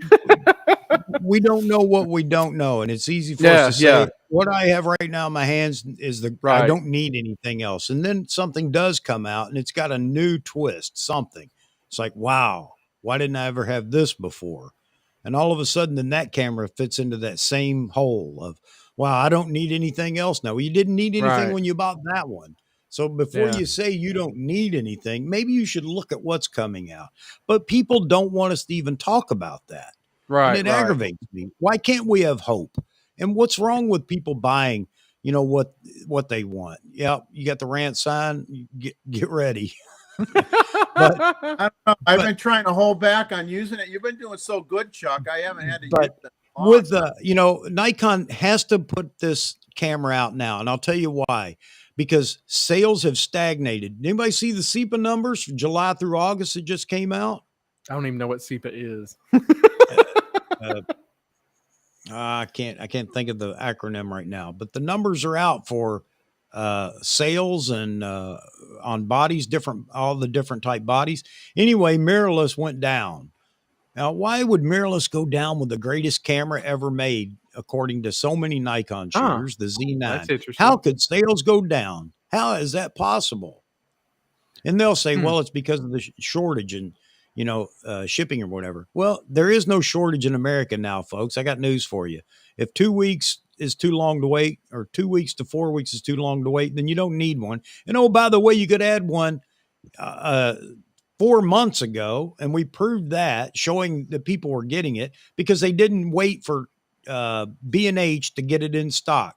There's your problem. You really don't want it because you're not willing to work for it or go out and hunt it down, and it was available. But anyway, it sold all it's going to sell. I mean, as far as any big numbers go, the Z9. Yeah, guess what? Right. Nikon's flat right now. Why? Because nobody's going to buy a Z6 II or a Z7 II or a Z6 or a Z7 because everybody knows they can feel it in the air that Nikon's about to drop a bomb or will drop a bomb, meaning Z6 III, Z7 III, and possibly Z8 or whatever they're going to call it with all this new tech in it. Now, unless you're going to save, $2,000 by buying a Z6 II or a Z7 II, and maybe that's everybody's goal to save $2,000. But unless that's your main reason for going with a Z6 II or a Z7 II, because you don't want to pay the new camera price, maybe it's better to wait and just see what Nikon does. A lot of people are getting tired of waiting. They got tired of waiting for the Z9, but I don't know how many people jump ship. I don't think many over that.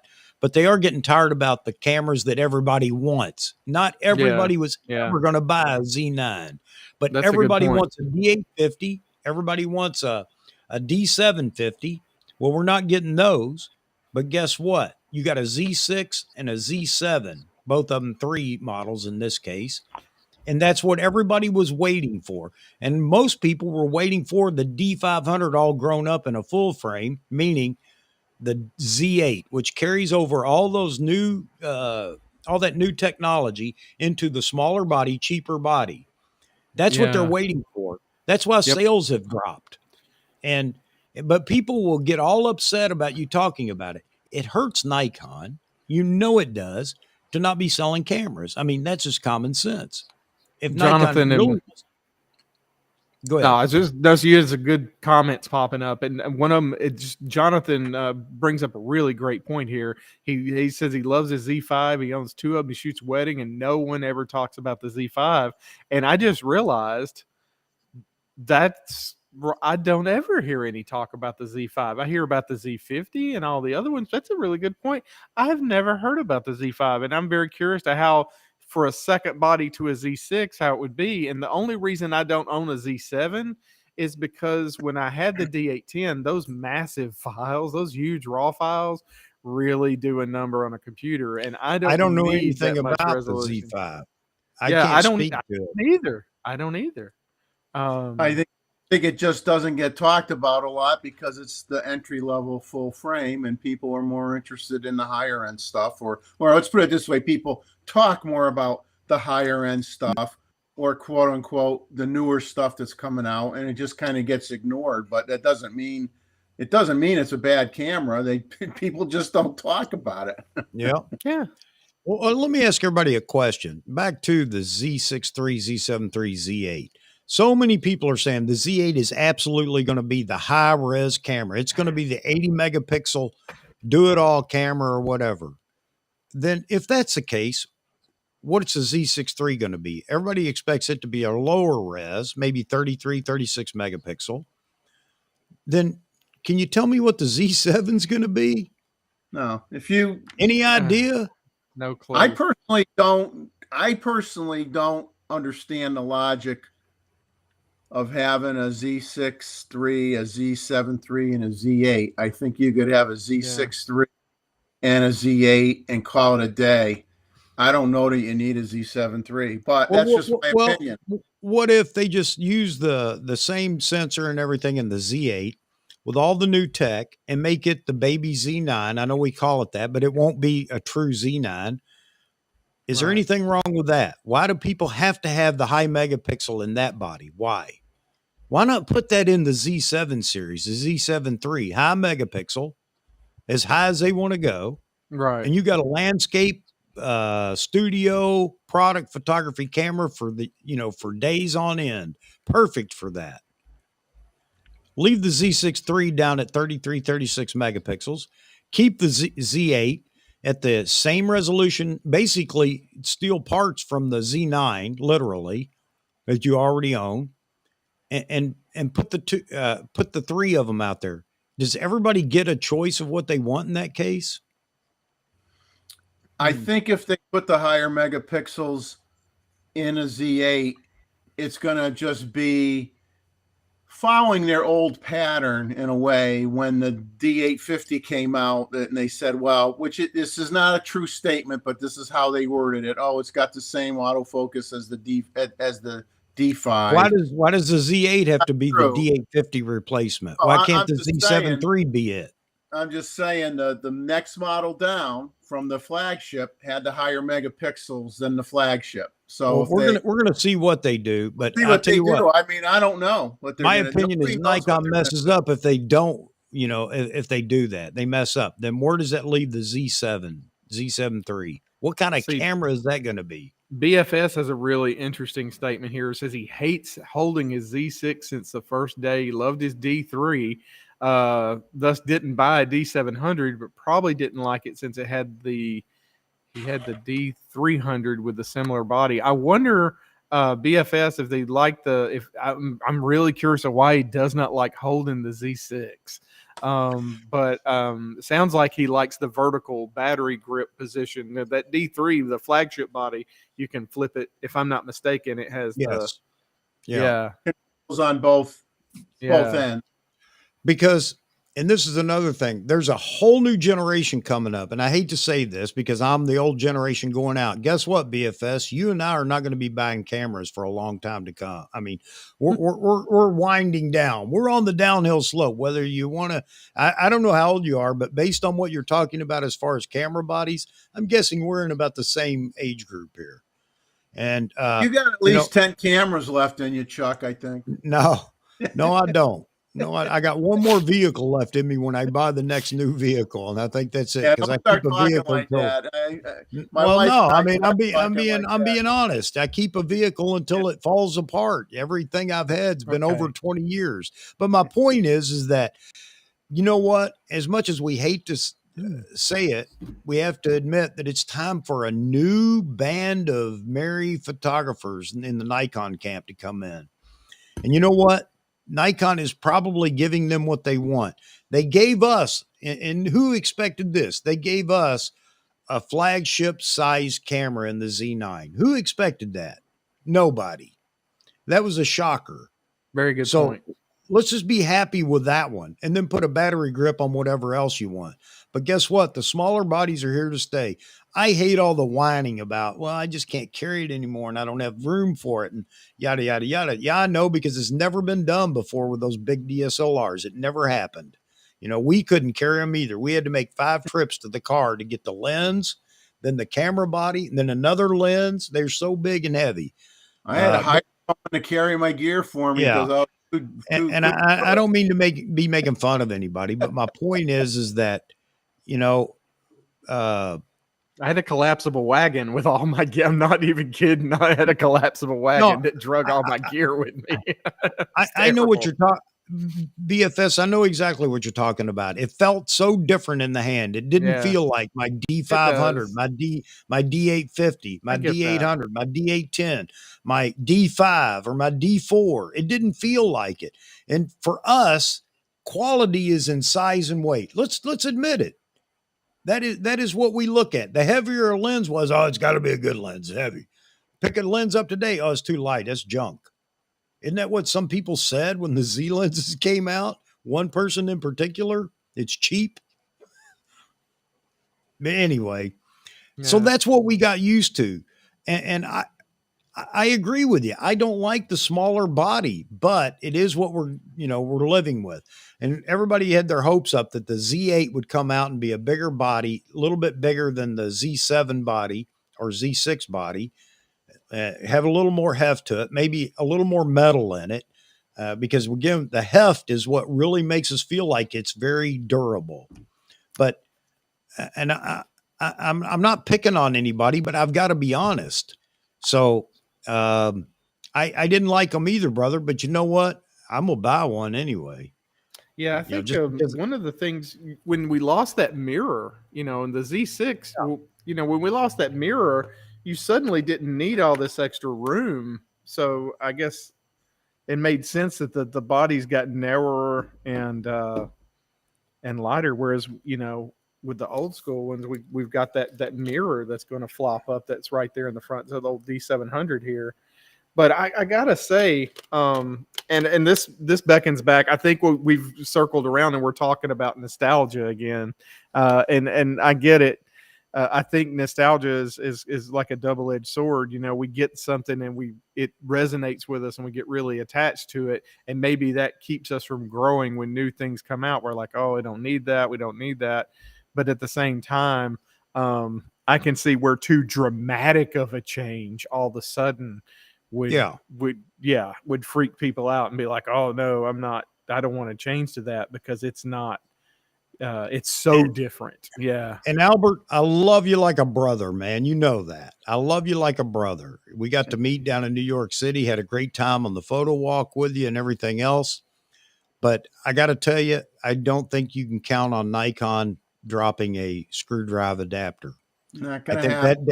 that day didn't even, it's not that it passed. It never was. I don't think Nikon ever intended on it. Unfortunately, that's the way it is. And I know you love old glass, and there are people like you out there. And there are several people, or quite a few people still hoping Nikon would drop that adapter. At best, I think you're going to see a third-party adapter that may do that because there probably is enough it probably makes sense for somebody to develop one in a limited quantity anyway and sell it. They could at least, make some money with that adapter. But I think those days are over. And it's just one of those things. We're just going to have to let go, man. Unfortunately, that's it. We're going to have to let go. But and back to BFS, the little compact camera bodies, I agree.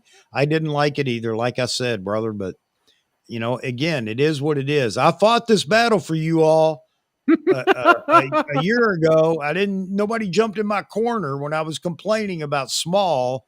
So I was the outcast and they just beat me down. Well, not size really. wasn't the issue with me, was weight was the thing, because I have really bad arthritis in my hands. And Yep. I tell you, man, 12, 14-hour wedding days, I would wake up with just claws. I just would have to physically force my hands open from carrying two bodies all day and Yep. shooting with heavy glass. But I mean, at the end of the day, though, I really rather never do anything else. Yep. Oh, Just Mr. saw Powell, another video on a guy that says, Yep. "Is Nikon falling behind?" And that's a great title for a video because the perception is they are falling behind. All the night, go over to Nikon rumors and you'll get people support you all day long on one. We shouldn't talk about new cameras. The one we have is good enough. Thanks for making my decisions for me. And oh, by the way, you don't need to buy a new camera. Why do you need it?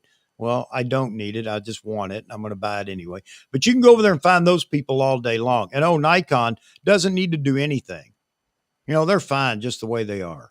Well, don't agree with that. Oh, the long delays on getting the Z9 and the 800 and the whatever, it's because of the supply shortage. It wasn't with the 500 PF. It wasn't when it was the D800. It wasn't when it was the D850, the supply shortage. No, it's a Nikon problem, and they don't want to admit it. Nobody and nobody, don't say anything bad about Nikon. You're not a real Nikon. No, I'm not a fanboy, but I'm a loyal customer of Nikon, which means I'm going to let them know when they're not doing something right. Am I right? I don't care. I'm still going to say it. But I think right now, Nikon has to get one of those cameras out. It needs to be announced this month, because there are a lot of people that have been standing on the fence for a long time waiting. The Z9 gave them hope that there would be the camera that they want. And it hasn't materialized. There hasn't been a word about it. And and you know what? All the people that disagree with me, how many Z8s, no matter what configuration it is, are they going to sell as compared to Z9s? Tenfold? At least.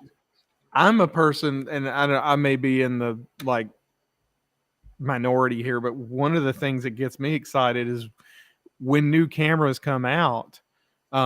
Chances are I've rented the other cameras and tried them, and then I'm like, okay, everybody's going to start dumping their Z6-2s or their Z7-2s because they want to go grab the Z8, and I'm coming along snatching up the deals on the used equipment. Yeah. So, in answer to Ron's question, that's a good question of a timeline. Do other manufacturers like Canon and everybody, do they sort of have a timeline that they follow? And is Nikon he's curious different? about I've never thought about it. He's curious about the thumb drive adapter, or not screw drive, the adapter and the faster glass. And I think the faster glass will be, I think there will be at least a piece of faster glass within the next 4 months. Otherwise, they're a bunch of idiots. And the screwdriver adapter, it ain't ever going to happen, people. Nikon's just not going to do it. Yeah, I agree with Albert on that one there. Yeah. Well, you know what? And this is funny too, because now we've got the Nikon camp eating each other, fighting, shooting, screaming, yelling over in the rumors, Nikon rumors over 1.8, 1.2, or 1.4. Why can't we get 1.4? We're going to learn how to use speed lights today, so it doesn't matter. Yeah. Why can't we get 1.4?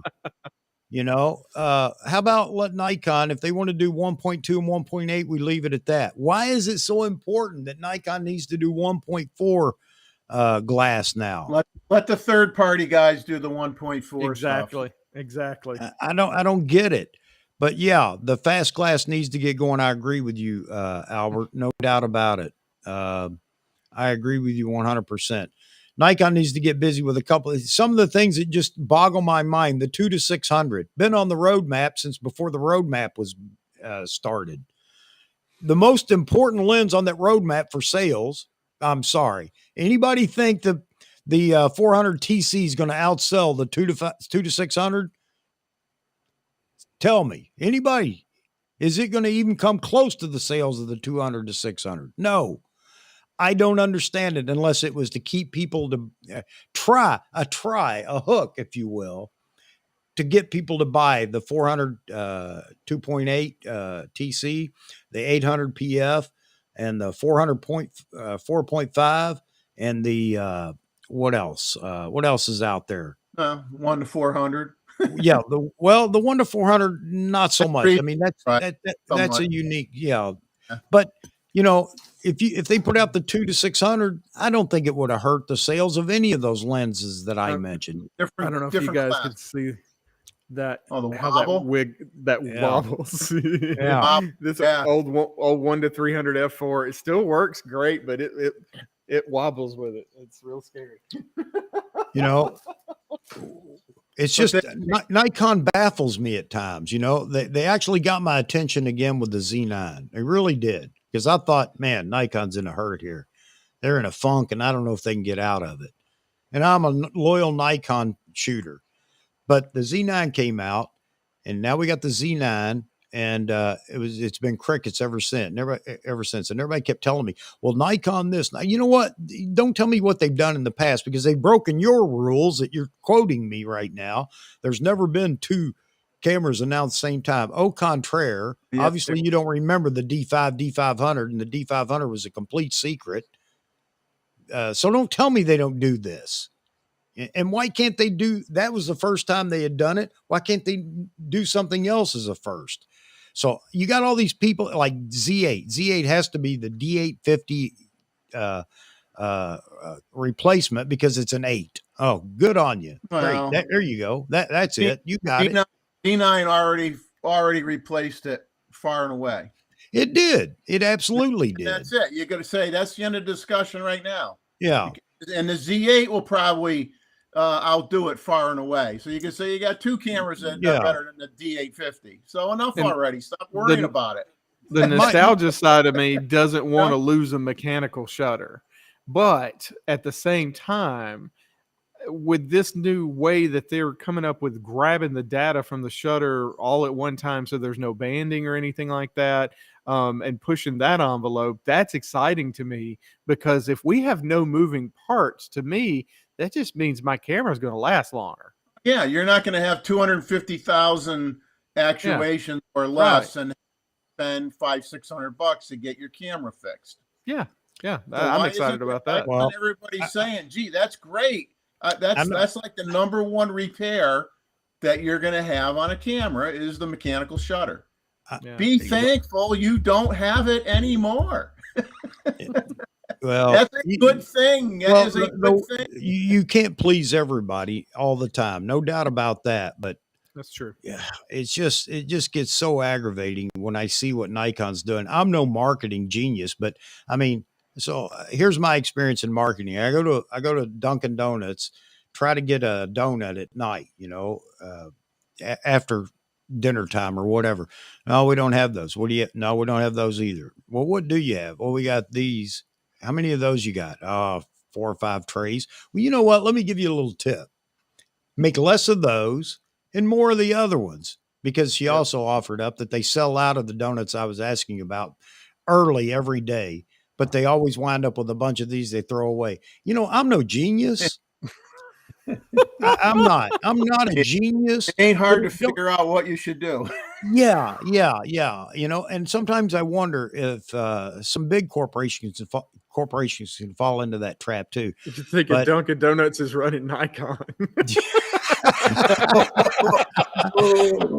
Exactly. Look at the comment here about Joe Stroud. That's exactly what it is. There it is, Joe. You hit it on the head. That is Dunkin' Donuts. Well, we don't sell many of these, but we know we could sell thousands upon Oh, thousands of these. So we'll build the other one first. yeah. Good idea. Good idea. How many people are disgruntled with Nikon right now? A lot. So much so that there are still people that are threatening and some that are still actually leaving Nikon. And Yeah, Nikon can't see it. I just never thought about it. I never thought about looking at a camera company and what they had, no matter who they were, and deciding. And I used to have and I sold it recently, but I had a Lumix G7 that I used to shoot video with, and I loved that little camera for shooting video. And it was a micro four thirds camera, but I was shocked at how well that little Lumix. I put a what was an equivalent to a 24 to 70 2.8 lens on it, and that was a good shooting little camera. I really liked it. But someone said something one day that made me think. They said, if you're a photographer and you own more than one mount, it's kind of ridiculous because you end up buying the same lens multiple times. Of course, I know there's adapters and all that, but it made me think. So when the Z30 came out, I was like, oh my gosh, this is perfect. This replaces my G7 and gives me the same mount as the camera I'm working with, so I can interchange things. So I fell into the perfect spot. I was that person that when the Z30 came along, it fit into that niche. And I think what we're looking at now is they need more cameras to come along that fill in these niches. Soccer moms need cameras too. And so I think I see what you're saying, Chuck. That's what they need to do, is they need to come out with the gear that's going to sell and So boost all the stuff up for on the business side. Yeah. yes. So my analogy is right now, and here we go. This is another, I get hate mail for this too, is you got the Nikon team up here. You got the center. Anybody knows anything about basketball? You got the center, and that's the Z9. You don't have anybody else on the team. But guess what? You got a bench that's got things on it, Right. And we don't need the bench. We got to Yeah. fill the team. We can't win a game with Right. just the center. We need those other bodies on this team right now. And then I get the comment, well, you got the Z6 II, you got the Z7 II, and the Z5. Hey guys, no, those are the people on the bench. They don't start the game. They're just there if we need Those them. are 35-year-old soccer players. They're about to be retired. There you go. There you go.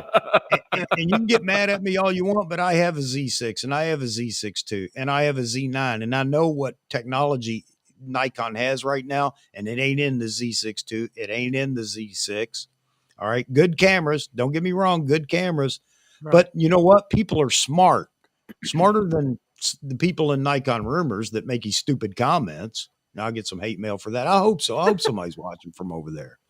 I was about to say, I want some hate mail. Yeah, I'll take a little bit of that.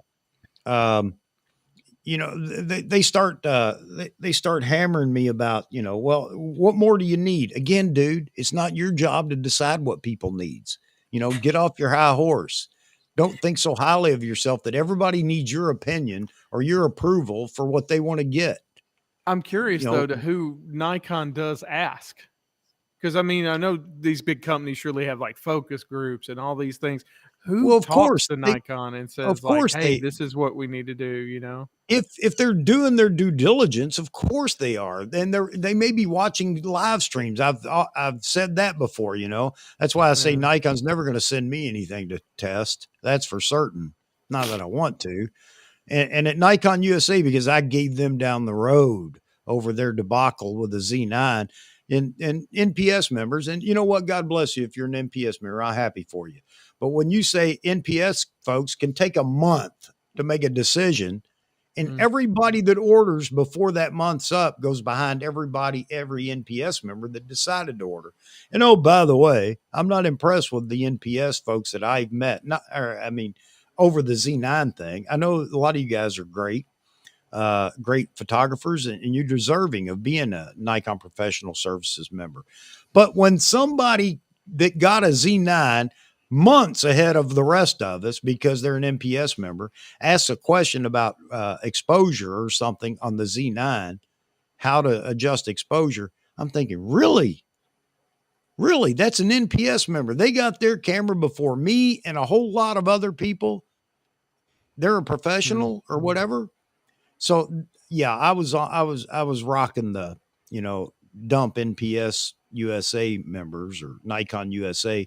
And also I did probably say a few things about the people that work at NPS or in running NPS or Nikon USA that weren't too nice. But again, Nikon needed a complete revamp. It really did. And you know what? It sounds like they're actually trying to do that. I will give them credit. Over the last uh, 10 months, it seems, they have really begun to turn a curve here and change a few things. Nikon needed to dump everybody over 65, and that was half the workforce in Nikon, corporate, not in the production, and get some new blood in there. They need some 20 somethings in there. Here I am, 62 years old, or will be 62 in a few weeks. And I'm talking about get rid of the old people and put some new people in there. You know why? Because old people are too daggone nostalgic and can't let go. And I think that was one of the bigger problems. Can't let Yes. go. Can't let Oh, go, man. man. So, and the NPS guy, yeah, That's the what I NPS was. guy who didn't know how to put the battery Put in. the battery Yeah, in. there you go. There you go. But you know what? He's got priority over me, you, or whoever Oh, else that's is in here funny. that's not NPS, which is why I gave him down the road about that. So that's what it takes to be NPS. Anyway, all right. So I've ranted enough, but Nikon's going to drop something. I shot my mouth off, and I believe that. I think We need a Wednesday. sign in the back that says there's been 0 days since a rant Yeah. has occurred in Yeah. this stream. Yes, Yeah. yes. Instead of saying So- there's been no accidents in 300 and something days, we can say no rants in 300 days. Yeah. I do believe there's going to be something this month. I think it could be as early as next Wednesday. I can't say that they're going to announce and within a week they're going to say delivery or in stores, not literally, but in stores in 2 weeks or whatever. But they almost have to, and I know they're listening to not my live stream, but to live streams and things that are going on talking about this, because there are a lot of people that are really getting upset with Nikon. You can only live under that Z9 umbrella so long, and I saw that fading 2 months ago. Not to mention their marketing team didn't do a great job with that after the fact. These are really cheap. You can get them off Amazon.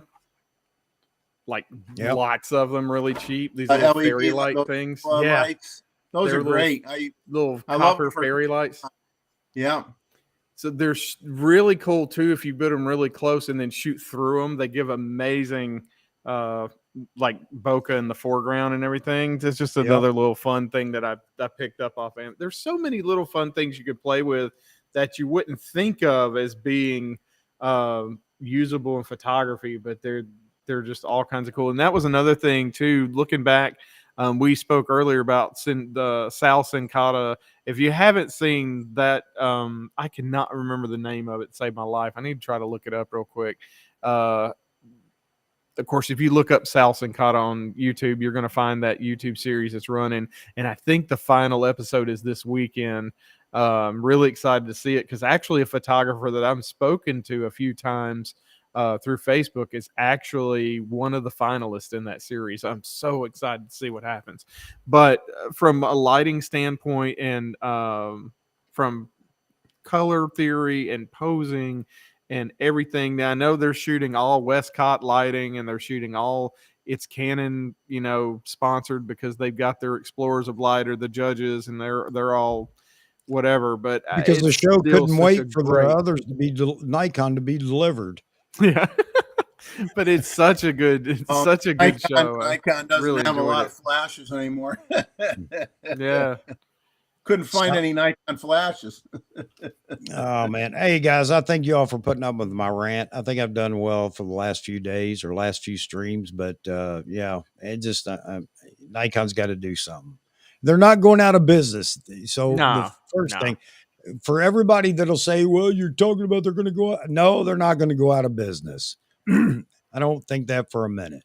No. But I know they just need to pick up the pace here and do something. They are losing people. I don't care what anybody says. You can call me a liar, but they are losing shooters. I Yeah, hear about it. I've had friends leave. I've had people, Yep. other photographers, other professionals I know. I've seen them physically sell their equipment and Yep. switch over. And I was like, geez, how in the world do you do that? Do you change ecosystems like that? Because I'm so invested in Nikon that there's Yep. no way I could ever think about. And plus, too, I mean, just going back to what we talk about with the cameras, the menu system of Nikon and how Nikon's buttons are arranged on their cameras, it worked for me. And for some Yep. people, Fuji works for them, or Leica or Canon or whatever. I mean, I'm scared to touch a Leica because I'm scared I might like it a lot and I can't afford that. That's what Joe was just saying. Joe Stroud. Yeah, he said he's Like, threatened. Leica, my Leica. Leica, my There Leica. you Yeah, go. my buddy out on the East Coast just switched to Leica, and he absolutely loves it, and it has changed his photography. Uh, and I think one of the things that happened with him is what he was actually looking to happen for me was this particular camera for some reason made him just get out and shoot. And I think that's the one thing that while we are all sitting here and talking about all this stuff, is the one thing we all got to remember to do is literally, and I'm bad to do this. I'm so bad to leave my cameras at the studio and not just have them with me. And I need to work on more just keeping a camera. It was another reason for getting the Z30. It was super easy to have a Z30 in the car, Yep. have it with me. If something happened to it, I'd be sad, but it wouldn't be like I just wrecked my Z6 and I'm out of business right now. It's just another thing. So I just think being able to have that camera on you and get out there and shoot. And I'll tell you another thing that I'm really wanting to do, especially right now with the weather changing, is go out and hike and take a speed light and a macro lens and see what you can come up with. Because when There you you take a go. macro lens, suddenly everything that's small is big. You change how you look at everything. And that's one thing. But then I was like, today I was like, well, what if I introduce light into this macro situation? So that's going to be something Yep. that for a personal project, I wanted to go out and like photograph, maybe mushrooms and leaves and things like that, Yep. and just really get out there and have fun with it. So I'm super excited. I can't wait to see. I hope people will go out and do some lit photographs, and we can have that lit photo So discussion. So we shall. I think the next time here in a week or so, we'll do another one of these lighting streams, and we'll talk about it then. For anybody that's just starting out or is new and already has a flash or whatever they happen to have, and wants to get better with it, we'll set up a date and say, okay, on this date, we're going to come back together. And if you'd like to show your photograph or what you accomplished with it, or where you're, want help with, hey, how can I make this better? Then I'll make sure everybody has a chance to send them in, and Yeah. we'll talk. And for those that are lighting experts, if they want to send a photo, we'll talk about it then, but they're welcome to send a photo in too. And I I think am maybe not a this lighting time, expert. you know what though? I think I'm going to make this one interesting. I'm going to say right out of camera Oh, when we do okay. this. Right out of camera, straight out of camera, Oh, wow. JPEG, Okay. so Wow. that, we truly see what the lighting is, And I say that only from you get a true learning experience Yeah. from seeing those photos, because somebody that's going out and shooting with flash, I mean, yeah, it makes a complete difference in your photo. But then when you take it into Photoshop, you Mhm. can really tweak it if it's lit right. So Albert anyway, has a good point here talking about the criticism of Nikon. I'd say we're all Nikon patriots. We're not Nikon nationalists. And that's the difference. We're calling them out when they do something that we don't agree with because we care about Nikon. If we didn't care, we'd just dump it and move on. So I I think try. our criticisms are because we actually care about. And I don't like saying I'm a brand person either, but Nikon has been my brand because it does what I want to do, and it enables me to do what I want to do. Yeah, and More I so think than any other every brand. brand out there has great gear now. I'm not Yeah. going to deny that. Yeah. No, I'm not a I'm not a fanboy. I'm just a loyal Nikon shooter. I don't know if there's a difference. I tried to explain it in a whole stream one night, but yeah, it doesn't mean being a loyal fan doesn't mean I won't tell Nikon where I think they're going wrong. Yeah. And I That think doesn't too, I mean they are mean, wrong. right. I mean, that's the whole thing about shooting. The reason why I shoot Nikon, it's the camera. It doesn't even matter what name brand it has on it. Their configuration and their menu system and their ergonomics worked for me personally. Whereas I've seen people shoot, and I used to have a Fuji, was it the X100 that came out a long time? It was like a little rangefinder camera. Yeah, I love that little camera. It was so fun to shoot with, and but it at the end of the day, I just there was something about, and I sold it, because I just wasn't happy with it, and I was back to Nikon, and it's just so happened that when I do come along with a camera that fits what I want to do and enables me to do, and I think I told somebody this the other day, do what I do without thinking about it. Because if yeah, I have to think about that piece of gear too much, it's going to end up on the cell block. I don't yeah. want to think about gear when I'm shooting. That's the last thing I want to think about. And that's Hey, another reason why I've been so slow to change. hey, Joe. Uh, da, da, da, da, da, da. Yeah, maybe we won't do straight out of camera because I know that you have a different technique and that wouldn't be fair to you. As long as it's lit, I mean, you've lit the subject, not just natural light. I think that'd be good enough. That'd be fine. And the whole point here is for those that haven't experimented with light or done much with light or want to learn more about lighting, if they send in what they consider something they're happy about, or even if it's something, look, I can't get this right. Here's what I've got. Can you guys help me out? That's the whole point of it, is just to try to help some that are new to lighting or Yeah, absolutely and brand new to lighting and get them comfortable with it by just throwing some pointers out. Hey, let me guess at what you did and lay out what you think they did as far as lighting goes. And then talk about what they could do to make it I better. don't want to make too much work out of this, but just a thought that this could be really cool is like if they send in their photo and then send in a, a behind the scene photo of the scene with their lights in the shot, so we can actually see how they did. That would be really cool. Yeah. Um, Yeah. Unless it's on Angle flash. camera. yeah. Yeah, suck. So yeah, I think we'll do it. We'll talk more on Wednesday about this real quick and see if Cool. how many people would be interested in doing it too on the Wednesday crew. And maybe we put it together. But anyway, trying to, a lot of people have said enough about gear and whatever. Again, that whole discussion is important to me because I want it. And I want to see Nikon succeed in a great way, not just ho hum way. Right. But, so anyway, everybody has to put up with my rants on gear from time to time. But this was all about let's get the community together and talk about lighting. And I want to get more and more people, into the discussion, be it in the chat and here in the, the panel. So, all right, guys, I'm getting ready to wrap it up. Yeah.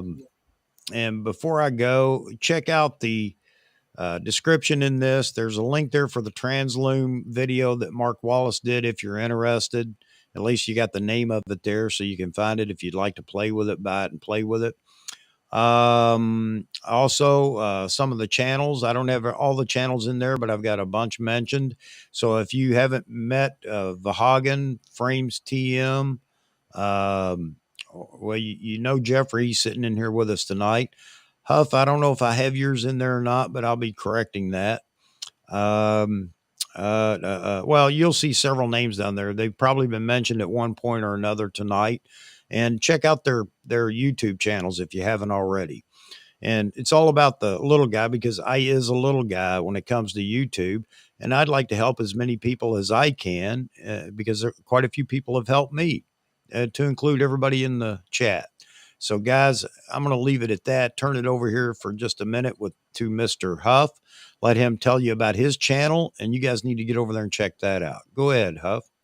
Well, my name is Brian Huff, and Huff Photo has been my passion since about 2007. Went professional in 2009. The YouTube channel's been around there for a while. I just sort of abandoned YouTube. I got really busy shooting.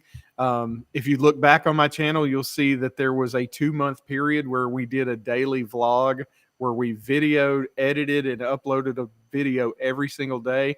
I don't know who that person was or how I had the energy or brain power to do that for 2 months straight and shoot weddings. I want to get back to doing something a little similar, but I really want to get into doing technique driven videos and maybe some videos where I break down photographs and explain to people how I achieve different things in them.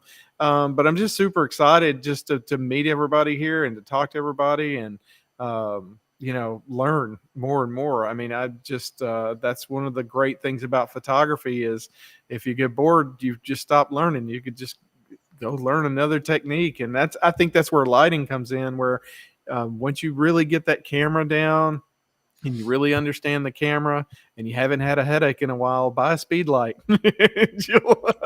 you'll challenge yourself with the lighting. Yeah. So it's Huff Photo. What is it? What's your YouTube channel? Pretty much, if it's Huff Photo on every single platform. So I think it's Well, what do you want them to see? What do you want them to look for? There it is. Brian Huff. That's not a website, or that's not your channel. Well, if they go to huffphoto.com, they'll find a Linktree link that goes to every single channel that I have. But honestly, my YouTube channel is sad and doesn't have a whole lot on it yet. sad.com.youtube. Yeah, it's very sad. All right. Yeah, you don't want people to have to go dig for it, man. You need to get your channel. I'll go find it and I'll post it in the. It should be huffphoto.com/ or youtube.com/huffphoto. Should be. You should be able to find me on every platform as Huff Photo, because luckily, only till recently, someone else on the other side of the planet has named their photography Huff Photo. All right, good. Well, there's only about 15 AP studios, so I know how you feel. All right, Jeffrey, selective imagery, go.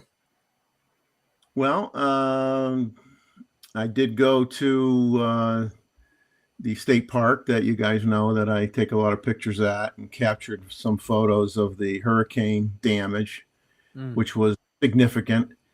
So on Thursday night, which is when I put out Thursday morning, when I put out my video for the week, you'll see some video clips before all that happened.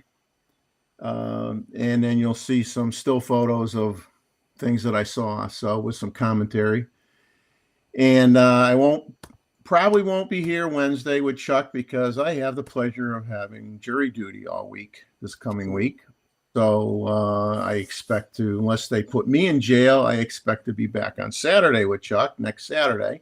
All right. And we'll see. And hopefully they just won't like me because I'm a bald guy, and they kick me out and they say they don't need me, and I'll be here on Wednesday. But there you go. All right, buddy. It's selective imagery on YouTube. Yes. Selective imagery, YouTube, and a little bit of everything. All right.